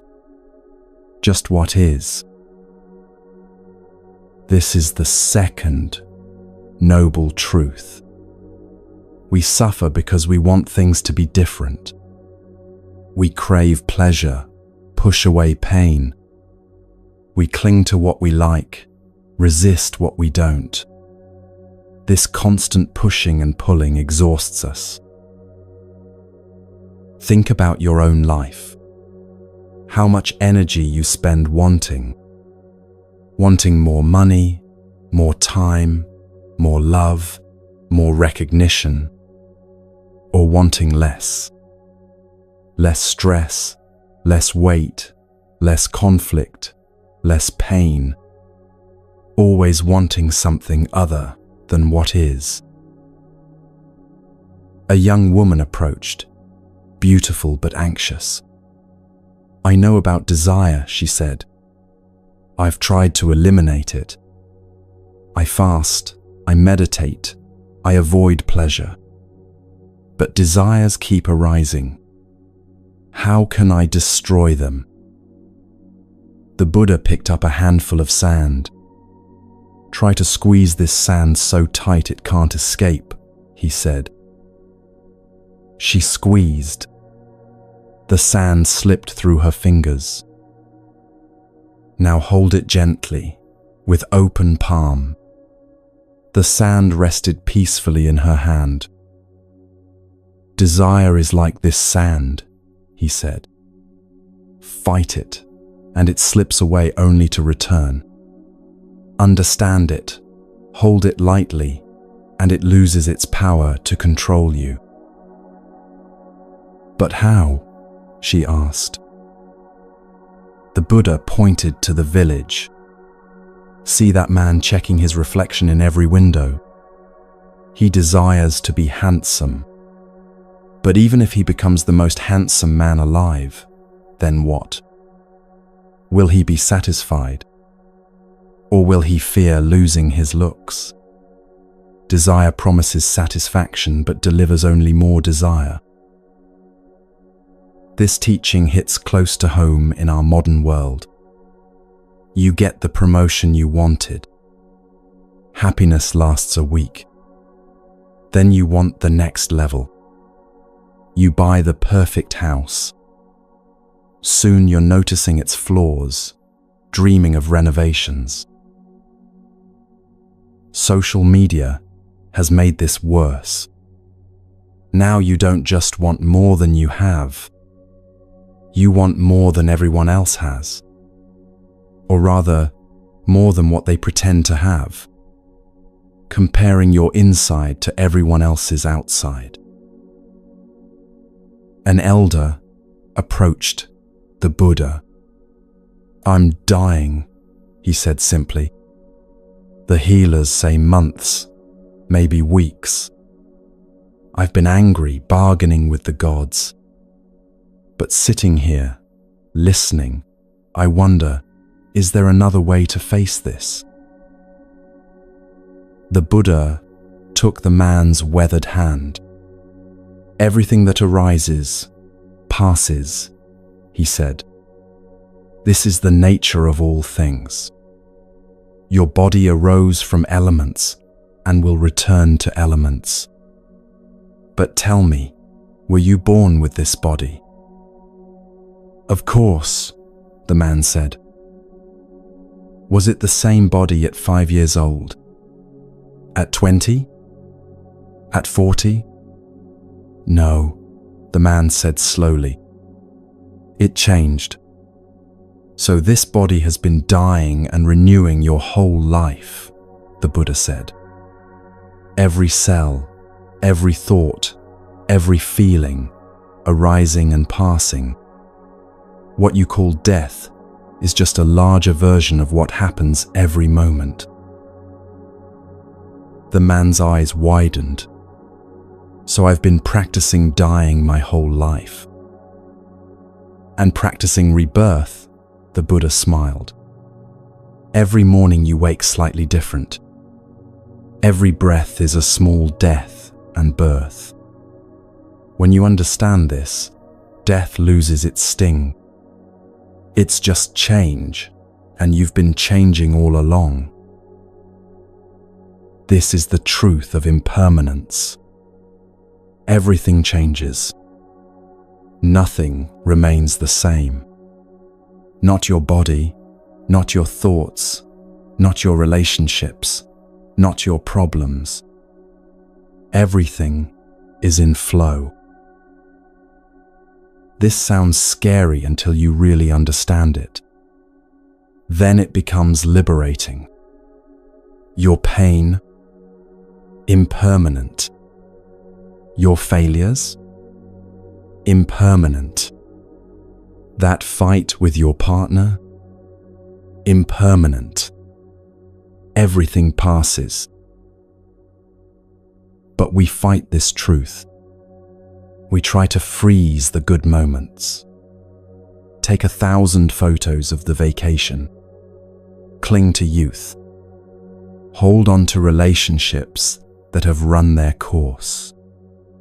And in trying to stop the river, we exhaust ourselves. A scholar approached, full of questions. "Buddha, who am I? What is the self? What continues after death? What is the soul?" The Buddha pointed to the well. "Look into the water. What do you see?" "My reflection," the scholar said. "Now stir the water." The scholar stirred. His reflection broke into ripples, disappeared. "Where did your reflection go?" the Buddha asked. "It's gone, but I'm still here." "Just so," the Buddha said. "What you call self is like that reflection, a temporary pattern arising from conditions. When conditions change, the pattern changes. There's no fixed, unchanging self to be found." The scholar looked troubled. But if there's no self, who is seeking enlightenment? Who will be enlightened? The Buddha smiled. The question contains the problem. You assume there must be a who. What if there's just the seeking? Just the enlightenment? Like there's walking but no walker, thinking but no thinker. This is the most challenging teaching. No, self. We're so identified with our thoughts, our stories, our identities. I am a teacher. I am a parent. I am successful. I am a failure. But what if these are just temporary roles, not who you really are? You've glimpsed this. In deep sleep, where is your self? In moments of flow, when you're so absorbed that you disappears. When you laugh so hard you forget yourself. These moments of self-forgetting are often our happiest. A young father brought his son to the well. Buddha, I want my son to be happy. How can I ensure he doesn't suffer? The Buddha looked at the boy playing with stones. Watch your son, he said. He picks up a stone, plays with it, puts it down, picks up another. No attachment. No stories about the stones. He's teaching you the way. But he'll grow up, the father said. He'll face loss, disappointment, death. Yes, the Buddha agreed. But will you teach him to meet these with resistance or acceptance? Will you show him how to cling or how to flow? Your example is his first teaching. The father was quiet. Then he asked, how do I teach what I don't know? By learning together, the Buddha said. By admitting you don't have all the answers. By showing him it's okay to be human, to struggle, to not know. The greatest gift you can give is not perfection, but presence. As the day wore on, more people gathered, each with their own flavor of suffering. The woman afraid of aging, the man consumed by anger, the teenager comparing herself to everyone else, the elder grasping at fading memories. To each, the Buddha offered not philosophy but practical wisdom, not complex theories but simple truths. Look at your suffering. Understand its cause. See that it can end. Follow the path of understanding. These teachings aren't ancient history. They're as fresh as your next breath. Your suffering has modern clothes, deadline stress instead of crop failure, social media comparison instead of village gossip. But underneath, it's the same human heart wanting happiness, fearing pain. Tonight, as you rest, you might feel the weight of your own water jars, the responsibilities you carry, the worries that won't let you sleep, the desires that keep you reaching, the fears that keep you running. What if you could set them down? Not forever, but just for now.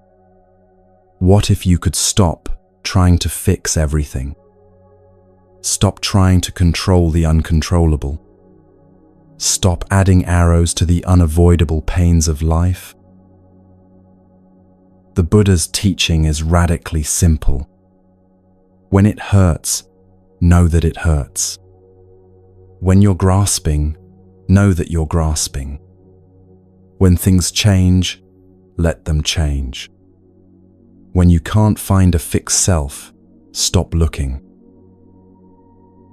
This isn't giving up. It's giving in to what's true. It's the deepest form of acceptance. And in that acceptance, paradoxically, is freedom. The peace that comes not from getting what you want, but from understanding the wanting itself. As the Buddha rose to leave the well, the first woman asked, "But how do we remember this when we're back in our daily lives? When the suffering feels so real?" He touched the earth, as he had under the Bodhi tree. "The earth remembers," he said. "The breath remembers. Your own heart remembers. When you forget, just come back. Always, just come back to what is true. This moment, this breath, this simple awareness that holds it all."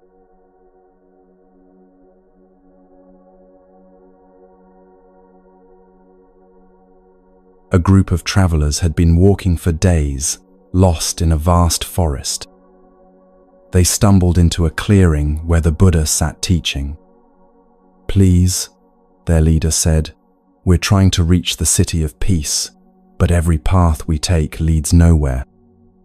We're exhausted." The Buddha drew a wheel in the dirt. 8 spokes radiating from the center. "There is a path," he said.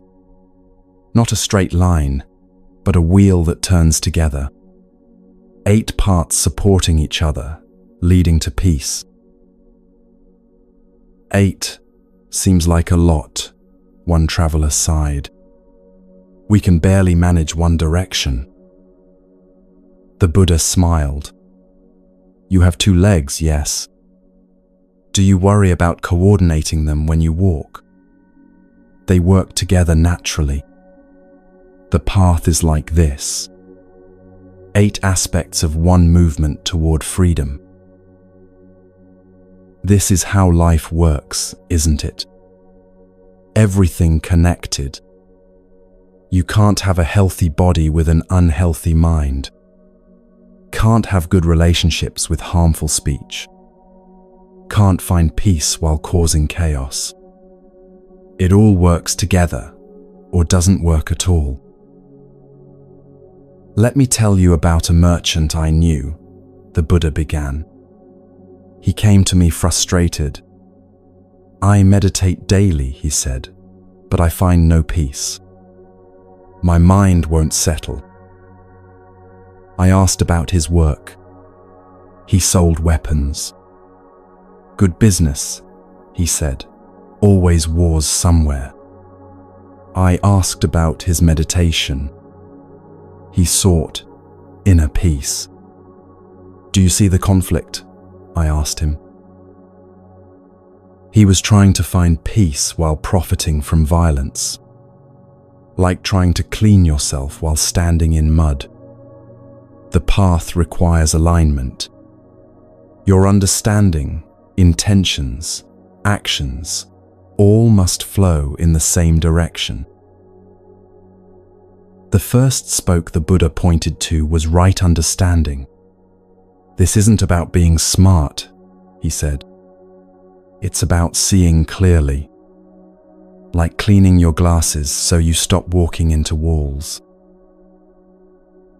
A young mother in the group spoke up. I think I understand life, she said. Work hard, raise good children, save money, be respectable. Isn't that enough? Tell me, the Buddha asked gently, has this understanding brought you peace? She looked down. No. I worry constantly. Will my children succeed? Will we have enough money? What will people think? I do everything right, but feel everything's wrong. Right understanding, the Buddha said, begins with seeing that everything changes. Your children will grow beyond your control. Money comes and goes. Reputation is just wind. When you understand impermanence, you stop trying to freeze the river. You live this struggle, building your life on things that shift like sand. Job security that isn't secure. Relationships you thought were forever. The identity you spent years constructing suddenly feeling false. Right understanding sees through the illusions. Not to make you cynical, but to free you. When you know the movie will end, you can enjoy it without clinging to favorite scenes. The second spoke, the Buddha continued, is right intention. Your understanding is a map, but intention is your compass. Where is your heart pointing? An ambitious young man interrupted. My intentions are clear. Success, wealth, power. I visualize them daily. I have a vision board. The Buddha picked up 2 arrows. One arrow is poisoned with greed, hate, and delusion. The other is clean, aimed at kindness, compassion, and wisdom. Both can hit their target. Which do you choose to shoot? But how can I succeed without ambition? The young man asked. Watch a tree grow, the Buddha replied. Does it strain with ambition? Does it compete with other trees? It simply follows its nature, reaching for light. It succeeds by being fully what it is. This hits differently in our goal-obsessed world.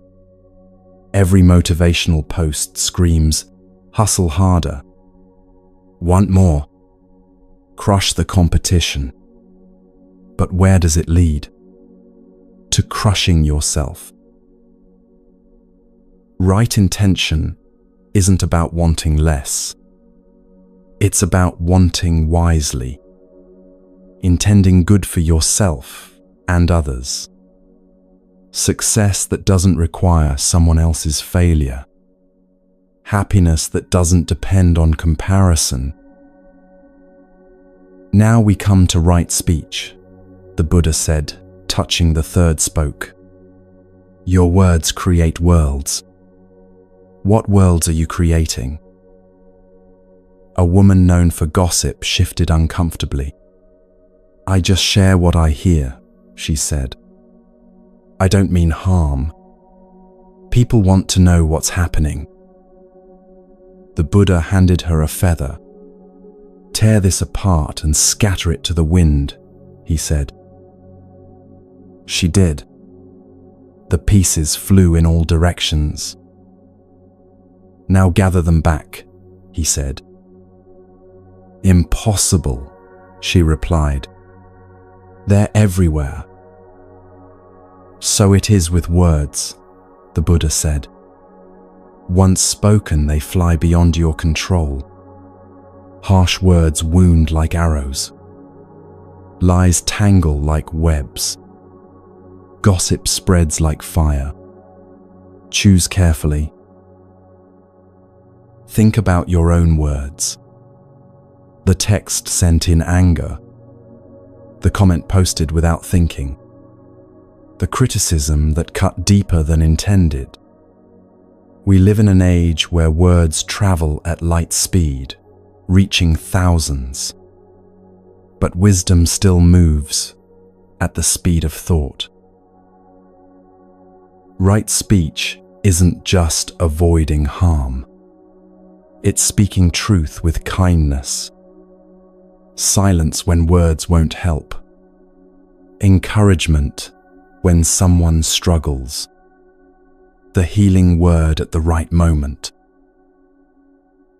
The fourth spoke is right action, the Buddha continued. Not just what you do, but how you do it. With what mind, what heart. A soldier in the group looked troubled. I must act with violence sometimes, he said. It's my duty. Does this path exclude me? A surgeon cuts with a knife, the Buddha replied. A murderer cuts with a knife. Same action, different intention. Right action considers not just the deed but the motivation. Protection or aggression. Service or domination. But more often, he added, right action is simple. Not taking what isn't given. Not harming unnecessarily. Not using others for selfish pleasure. Basic kindness enacted daily. You face these choices constantly. The office supplies that could slip into your bag. The credit you could take for another's work. The small cruelties that no one would notice. Right action asks, who do you become with each choice? Right livelihood, the Buddha said, indicating the fifth spoke. How you earn your bread matters. It flavors everything else in your life. A businessman protested. In this economy, we take what work we can get. Not everyone can choose noble professions. I'm not speaking of noble, the Buddha clarified. I'm speaking of harmful. Can you sleep peacefully knowing how you earned your wage? Does your work increase suffering or decrease it? I knew a man who sold false remedies, the Buddha continued. Good profit, desperate customers. But he couldn't enjoy his wealth. Every coin carried the weight of deception. He was rich but couldn't afford peace. This teaching challenges us deeply today. Maybe your company cuts corners on safety. Maybe your industry profits from addiction. Maybe you market things people don't need to people who can't afford them. The paycheck clears, but does your conscience? Right livelihood doesn't demand perfection, but it asks for intention, moving toward work that helps rather than harms, finding ways to bring integrity into what you do, small steps toward alignment. The sixth spoke is right effort, the Buddha said. Not strain, but wise energy. Like tuning an instrument, not too tight, not too loose. A student who'd been frantically taking notes looked up. I'm trying so hard to understand, she said. I practice constantly. I push myself to meditate longer, study more. But I'm exhausted. Watch a cat hunt, the Buddha suggested. Perfect attention without tension. Ready, but relaxed. This is right effort. Not forcing, but allowing. Not lazy, but easeful. You know wrong effort. It's every crash diet that ended in binge eating. Every workout plan that lasted 2 weeks. Every meditation practice abandoned because you couldn't sit perfectly still. Trying so hard you guarantee failure. Right effort is sustainable. It's the daily walk rather than the monthly marathon. The gentle attention that notices thoughts without fighting them. The patient persistence that trusts the process. Right mindfulness, the Buddha said, touching the seventh spoke, is remembering to be present. Most of us live everywhere but here. An elderly man nodded. I spend my days in memory, he admitted. When life was better, when I was young. The present is just disappointment. A young woman added, "And I live in the future, when I'll have the perfect job, perfect partner, perfect life. The present is just a waiting room." Meanwhile, the Buddha said, life happens in the only moment you can actually touch. This one. Your past is memory. Your future is imagination. Reality is now. He had them close their eyes. "Feel your breath," he said. "Not yesterday's breath or tomorrow's. This one. Feel your body sitting here, the air on your skin, the sounds around you. This is mindfulness, coming home to what is." We're the least present generation in history, watching TV while scrolling phones, eating while working, walking while planning, always multitasking, never fully anywhere. No wonder we feel scattered. Right, mindfulness isn't about sitting still all day. It's about being where you are, washing dishes, feel the water, stuck in traffic, notice your breathing, can't sleep, feel the bed holding you. Simple presence, profound peace. The eighth spoke, the Buddha concluded, is right concentration. Not forcing the mind into submission, but allowing it to settle naturally. A merchant who'd been restless throughout the teaching spoke up. "My mind never settles," he said. "It jumps like a monkey. Thoughts, worries, plans, constant noise. How can I concentrate?" The Buddha pointed to a muddy puddle. "If you keep stirring this water, will it clear?" "No," the merchant replied. "But if you let it be, the mud would settle, the water would clear." Your mind is like this water, the Buddha said. Stop stirring. Stop adding. Let it settle on its own. Clarity is natural when we stop creating turbulence. This is the paradox of concentration. The harder you try, the more elusive it becomes. Like trying to fall asleep by forcing yourself. Like trying to remember something by straining. The mind settles when we stop demanding it settle.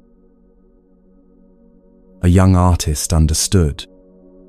"It's like when I paint," she said. "When I try too hard, the work is stiff.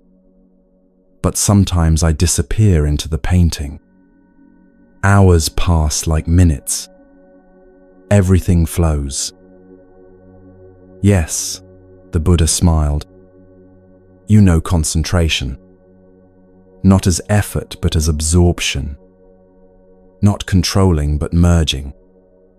This is available in any moment, with any object. The breath, a sound, a sensation. When the mind finds interest, it naturally concentrates." The travelers sat quietly, absorbing the teaching. 8 spokes, but really, one wheel. 8 aspects of one way of being. "It seems overwhelming," someone said. "How can we manage all 8? "You don't manage them," the Buddha replied. "You practice one, and it strengthens the others. Speak truthfully, and your mind clarifies. Act kindly, and concentration comes easier. It's not 8 separate practices, but 8 facets of one jewel. Start where you are, he continued. Maybe right speech calls to you. Notice your words tomorrow. Maybe right livelihood. Consider how your work affects others. Pick one spoke and turn the wheel. The rest will follow. This is the beauty of the path. It meets you wherever you are. Stressed parent? Start with right effort. Ease up on yourself. Anxious about money? Explore right understanding. See through the illusion of security. Can't meditate? Try right action. Let kindness be your practice. The path isn't about becoming someone else. It's about aligning who you are. Like wheels on a car, when they point in different directions, you go nowhere. When they align, movement is effortless. One more thing, the Buddha added as the travelers prepared to leave. This isn't a path to somewhere else. It's a path to here. You're not trying to reach some distant shore. You're learning to swim in the ocean you're already in. A child who'd been listening piped up. So we're already there? We just don't know it. The Buddha's eyes twinkled. The child understands what the adults complicate. Yes, in a way, you're already there. The path just helps you realize it. As you rest tonight, feel into this teaching. Not as rules to follow, but as invitations to explore. Where is your life out of alignment? Where do your actions conflict with your values? Where does your work oppose your peace? The Eightfold Path isn't about perfection. It's about direction. Like a compass pointing north, it keeps you oriented. You'll wander off. We all do.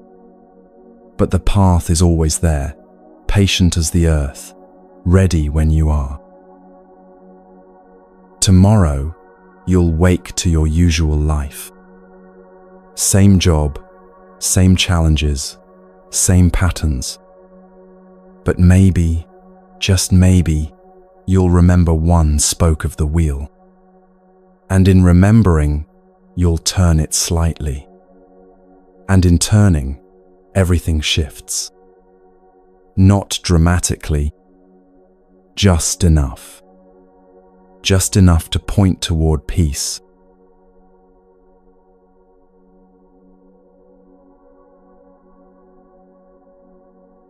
A woman came to the Buddha, carrying her dead child. Her eyes were wild with grief, her voice broken. "They say you have powers," she cried. "Please, bring my baby back. I'll do anything. Give anything.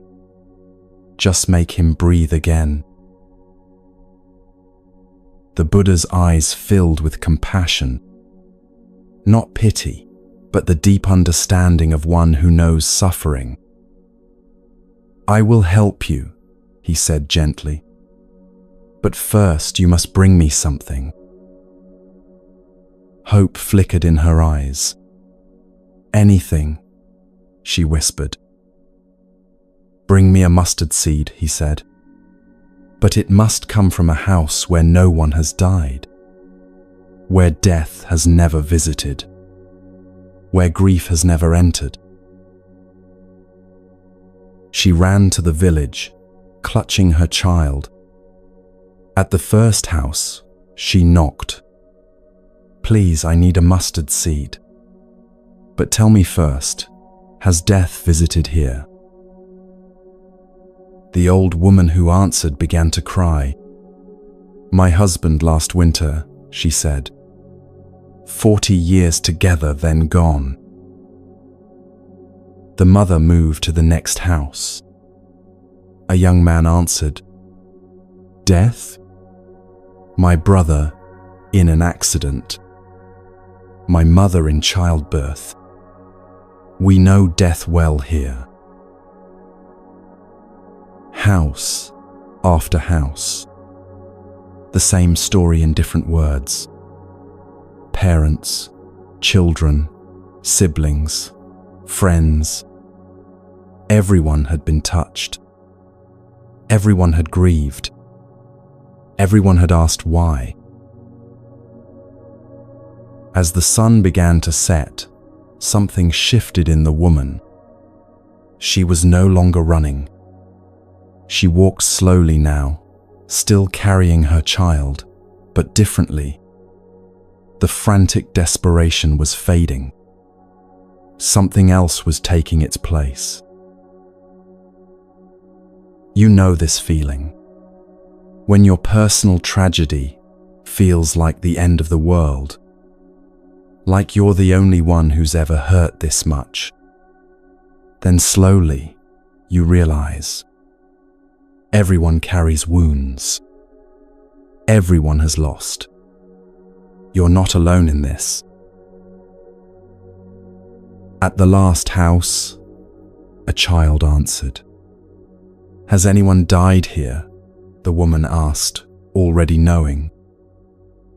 "My baby sister," the child said simply.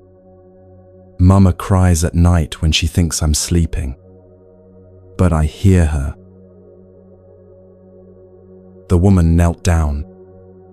For the first time all day, she really looked at someone else's pain. "Tell your mama," she said softly.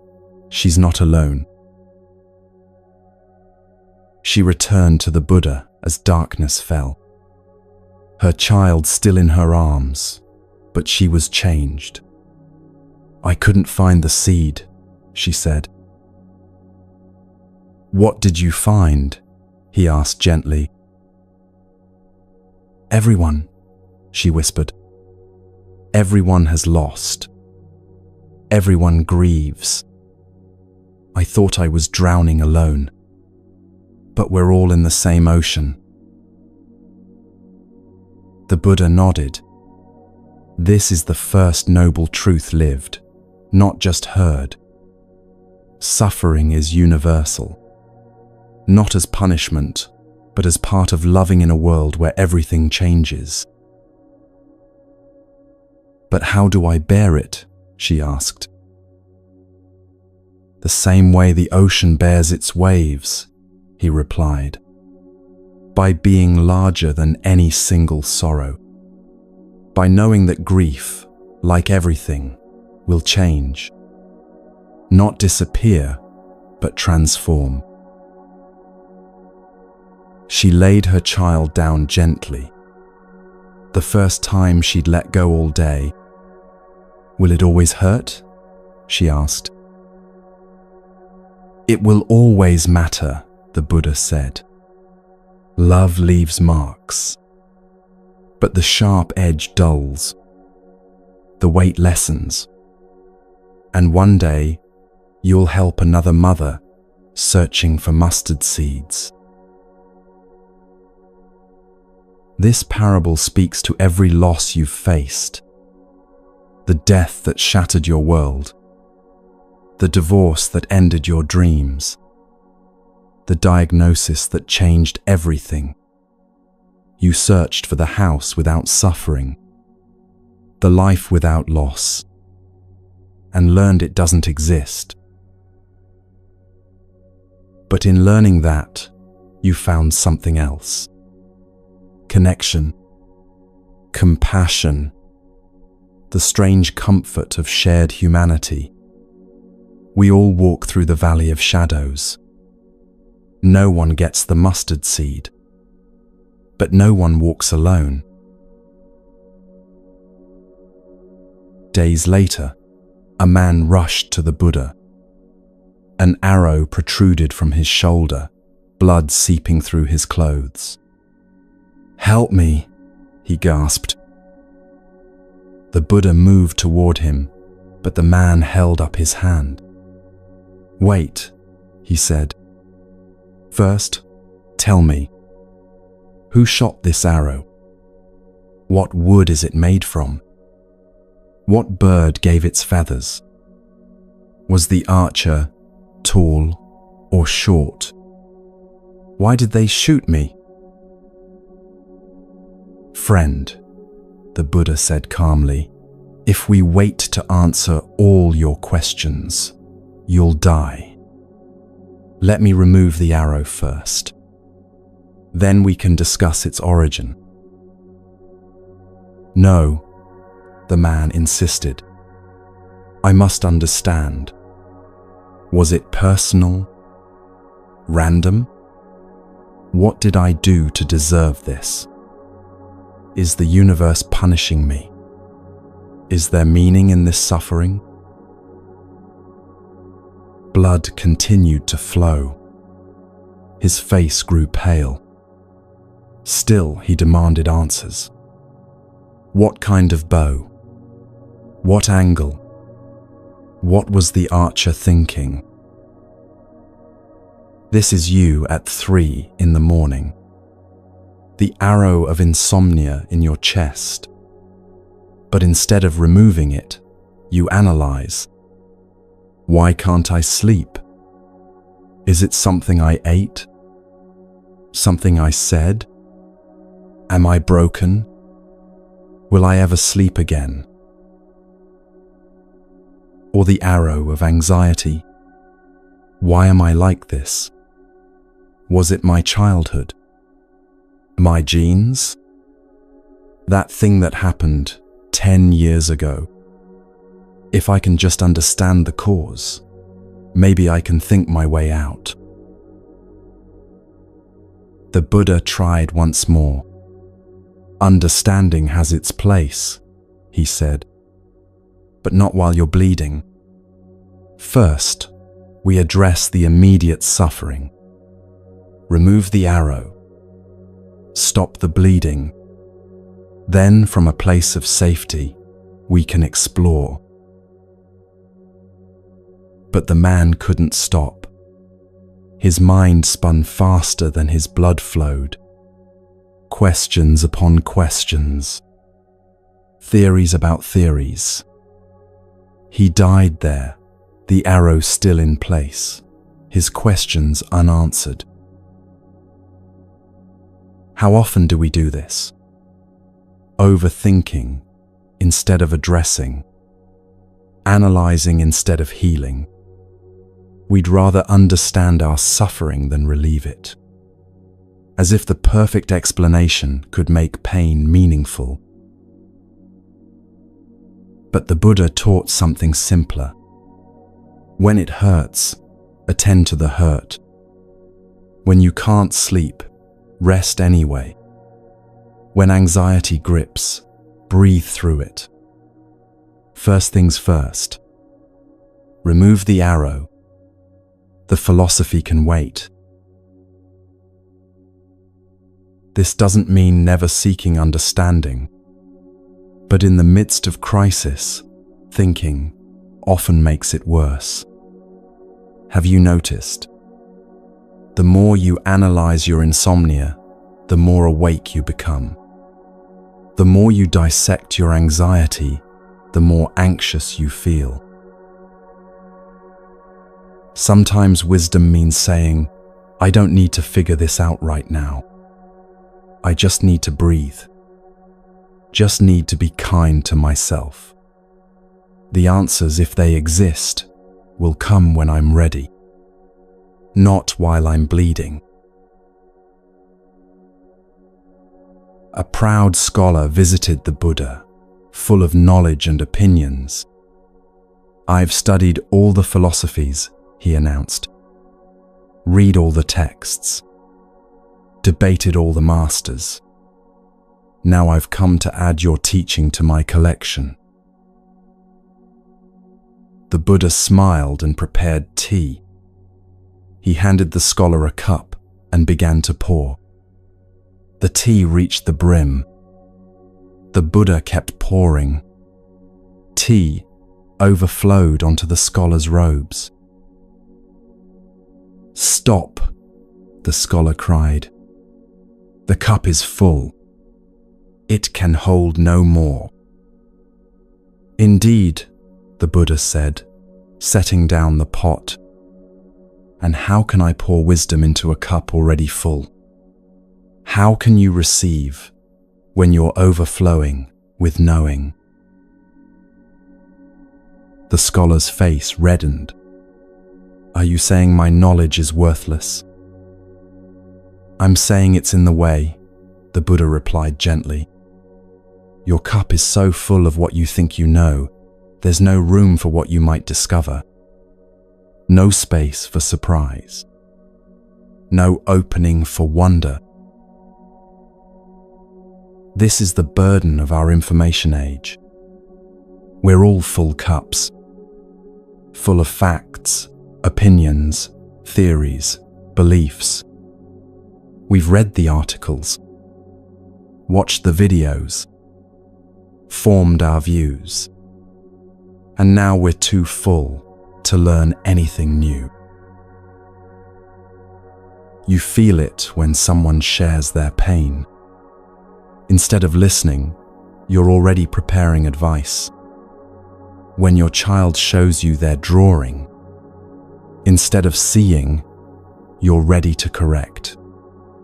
When life offers a moment of beauty, instead of receiving, you're reaching for your phone to capture it. "But teacher," the scholar protested, "I've worked hard for this knowledge. Years of study. Shouldn't I be proud?" "Be grateful," the Buddha suggested, "but hold it lightly, like a bird in your hand. Grasp too tight, you kill it. Hold too loose, it flies away. But hold it gently, and it sings." The scholar sat quietly, watching his tea-stained robes. For the first time in years, he had no ready response. No quote to cite. No theory to expound. Just silence. And in that silence, something new stirred. "This emptiness feels strange," he admitted. "That's the beginning," the Buddha smiled. "The not knowing is more honest than false certainty.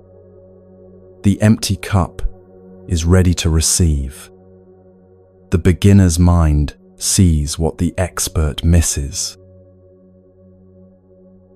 Think about your own full cup, the assumptions about how life should be, the stories about who you are, the beliefs about what's possible. What if you could empty it? Even a little? What might pour in? Children know this secret. They approach each day with empty cups. Everything is new. Everything is possible. A cardboard box becomes a spaceship. A puddle becomes an ocean. They haven't yet learned what's impossible. But we adults, we're so full. Full of experience that says, "Be careful." Full of disappointments that say, "Don't hope." Full of knowledge that says, "Be realistic." And so we miss the magic. The tea overflows, but we keep pouring. "How do I empty my cup?" the scholar asked. "Start by admitting it's full," the Buddha said. Then, instead of adding more, try subtracting. Instead of forming opinions, try wondering. Instead of knowing, try sensing. Let life surprise you again. The scholar looked different now. Softer. Less armored by answers. "Will you teach me?" he asked. And for the first time, it was a real question. Not a challenge or a test. Just sincere asking. Life teaches, the Buddha replied. I just point where to look. But you can only see with empty eyes. Fresh eyes. Eyes that don't already know what they're seeing. As you rest tonight, feel your own fullness. All the things you're sure about. All the ways life has to be. All the definitions of yourself you've collected. Feel how heavy they are. How they press down like stones. What if, just for tonight, you could set them down? What if you could be empty? Not empty of value, but empty of conclusions. Not empty of worth, but empty of proving. Just spacious. Just open. Just here. These parables aren't just ancient stories. They're happening now. You're the grieving mother, searching for the house without loss. You're the wounded man, overthinking instead of healing. You're the scholar, too full to receive. But you're also the one who finally understands, who finds community in shared sorrow, who learns to remove the arrow first, who discovers the freedom of not knowing. These stories live in you, teaching, healing, opening. Tomorrow, life will offer you mustard seeds. Arrows will fly. Cups will overflow. But perhaps you'll remember. Perhaps you'll pause. Perhaps you'll choose differently. Not perfectly, just differently. And in that difference, everything changes.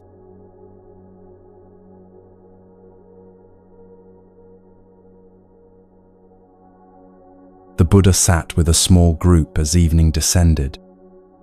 Tonight, he said softly, we walk together, not with our feet, but with awareness.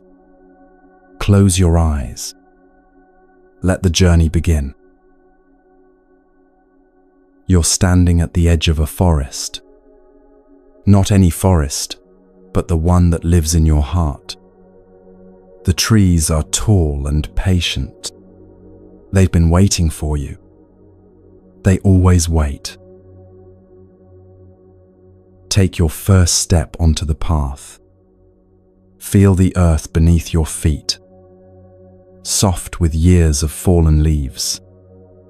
Each step is cushioned by time. Each footfall a small greeting to the ground. The light filters through branches, green and gold, dancing. You've walked this path before, in dreams, in moments when the world felt too heavy. This is where you come to remember. Notice your breathing, how it naturally slows in this place. The forest breathes with you. In and out. The trees exhale what you need. You exhale what they need. Perfect reciprocity. A stream appears beside the path. You hear it before you see it. That gentle conversation water has with stones. No hurry. No agenda. Just flowing because that's what water does. You kneel beside the stream.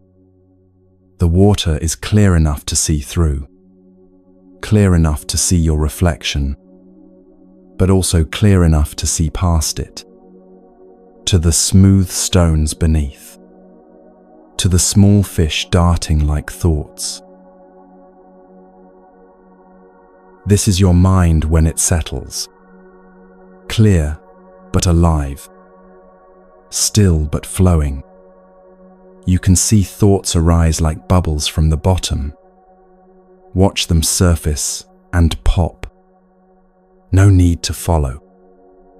No need to judge. The Buddha's voice comes gently. This stream flows to the ocean. Every stream does. No matter how it wins, how it pauses, how it falls. It finds its way. Trust your own flowing. You rise and continue walking.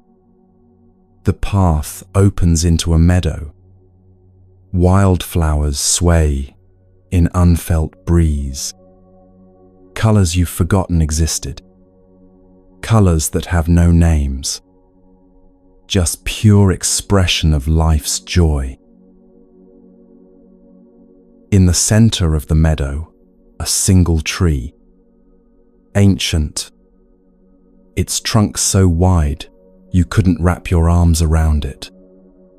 Its branches reaching in all directions, offering shade to anyone who needs it. You sit beneath this tree, your back against its bark. Feel its solidness, its rootedness. This tree has weathered countless storms. Yet here it stands. Not despite the storms, but because of them. Each wind made it stronger. You are like this tree, the Buddha whispers. More resilient than you know.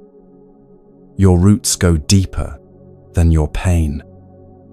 Your branches reach higher than your fear. Rest here.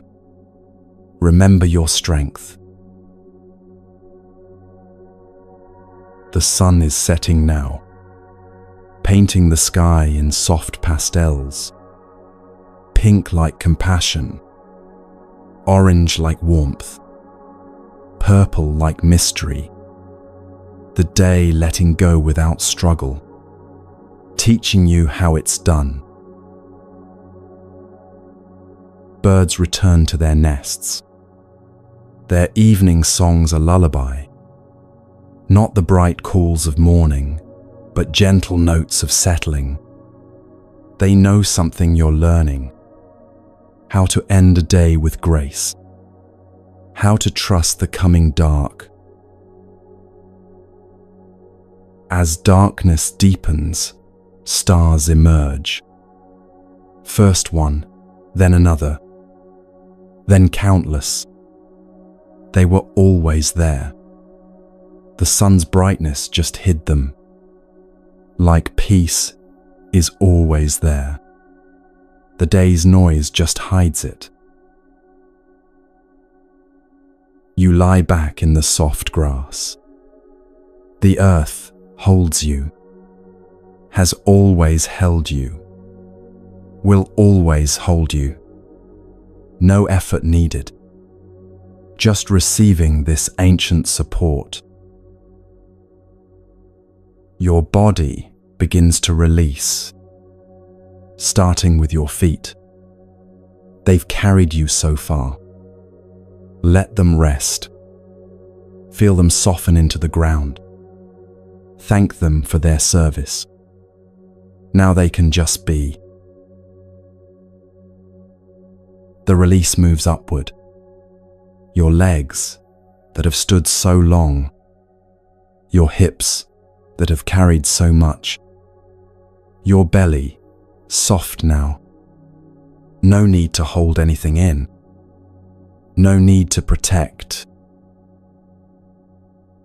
Your chest opens like a flower. Heart beating its steady rhythm. Has never stopped. Will continue while you sleep. This faithful drummer, asking nothing, just keeping time. just keeping you. Your shoulders, oh, your shoulders. How much they've carried. Responsibilities like stones. Worries like water. Let them sink into the earth. The earth can take it. The earth transforms everything. Your arms, always doing, always reaching, always holding. Tonight they can simply rest. Palms open to the stars. Nothing to grasp. Nothing to push away. Your neck, that bridge between thinking and feeling, often tight with the effort of balance. Let it soften. Your head doesn't need holding. The earth has it. Trust the support. And your face, all the expressions it's worn today. Smiles, frowns, concentration, worry. Let it all melt away. Return to neutral. Return to peace. The face you had before you learned to perform. The Buddha's presence is near, not as a person now, but as awareness itself. This is your true home, he says. Not the forest, though it's beautiful. Not the meadow, though it's peaceful. But this awareness that experiences it all. You've been looking for peace outside, he continues. In better circumstances. In others' approval.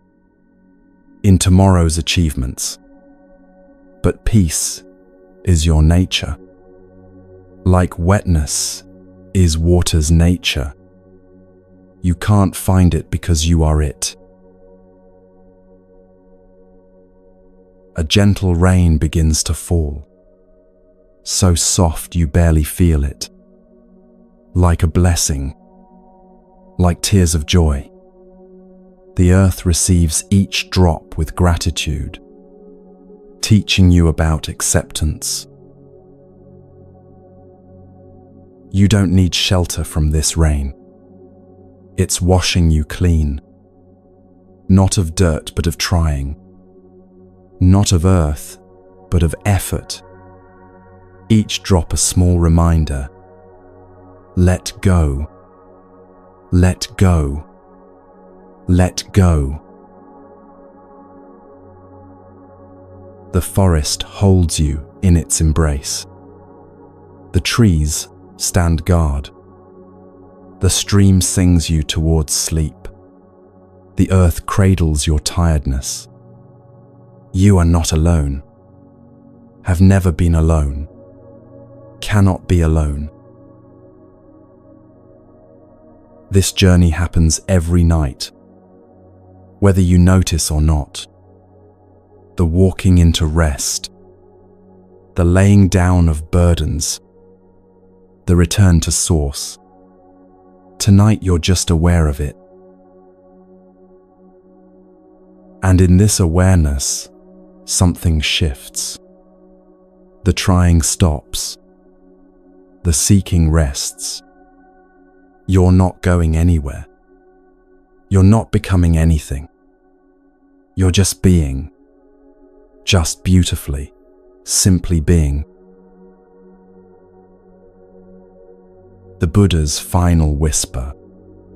When you wake tomorrow, remember, this peace goes with you.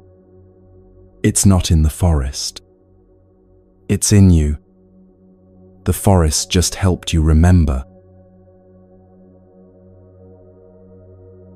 Now let yourself drift, like a leaf on the stream, carried by currents you trust.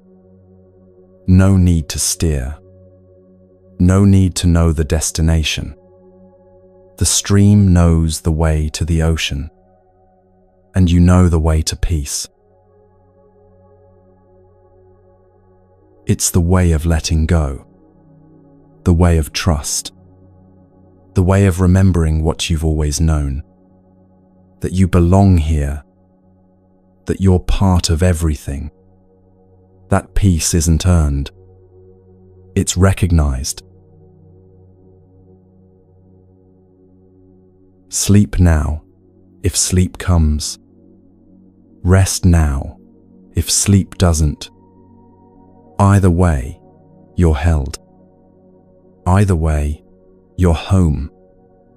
The journey continues, even in dreams. The teaching never stops. The love never leaves.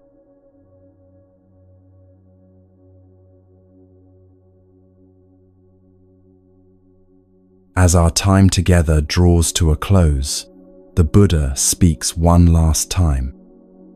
Not from the past, but from the eternal present. Not as someone separate, but as the wisdom in your own heart. My friend, he says gently, you came seeking rest, but perhaps you've found something more. Perhaps you've found that rest isn't escape. It's coming home. You've traveled far tonight, through palace gardens and forest paths, through teachings ancient and eternal, through your own heart's landscape. And here you are, right where you started, but seeing it differently. The Buddha's greatest teaching wasn't about becoming someone else. It was about being who you are, fully, without apology, without pretense. Just this precious human being, flawed and perfect, struggling and free. Be a light unto yourself, he said as he was dying. Not, follow me. Not, believe what I say. But, trust your own light. The light that brought you here tonight. The light that seeks truth even in darkness. You have that light. It's flickering right now in your chest. That small flame of awareness, sometimes hidden by the winds of worry, sometimes dimmed by the fog of fatigue, but never extinguished, never gone. Tomorrow you'll wake to the same life, the same challenges, the same patterns wanting to reassert themselves, but you'll wake different. Not dramatically, just slightly, like a compass adjusted by 1 degree, a small shift that changes everything over time. You might remember the old man, and aging won't feel so frightening. You might remember impermanence, and loss won't grip so tightly. You might remember the middle way, and extremes won't call so loudly. You might remember your breath, and anxiety won't own you completely. Or you might forget it all. And that's okay too. Because what matters isn't the words. It's the space they've created, the softening they've allowed, the permission they've given. To be human, to be imperfect, to be enough. The Buddha's compassion extends through time to touch you now. Dear one, he whispers, stop trying so hard. Stop pushing against life.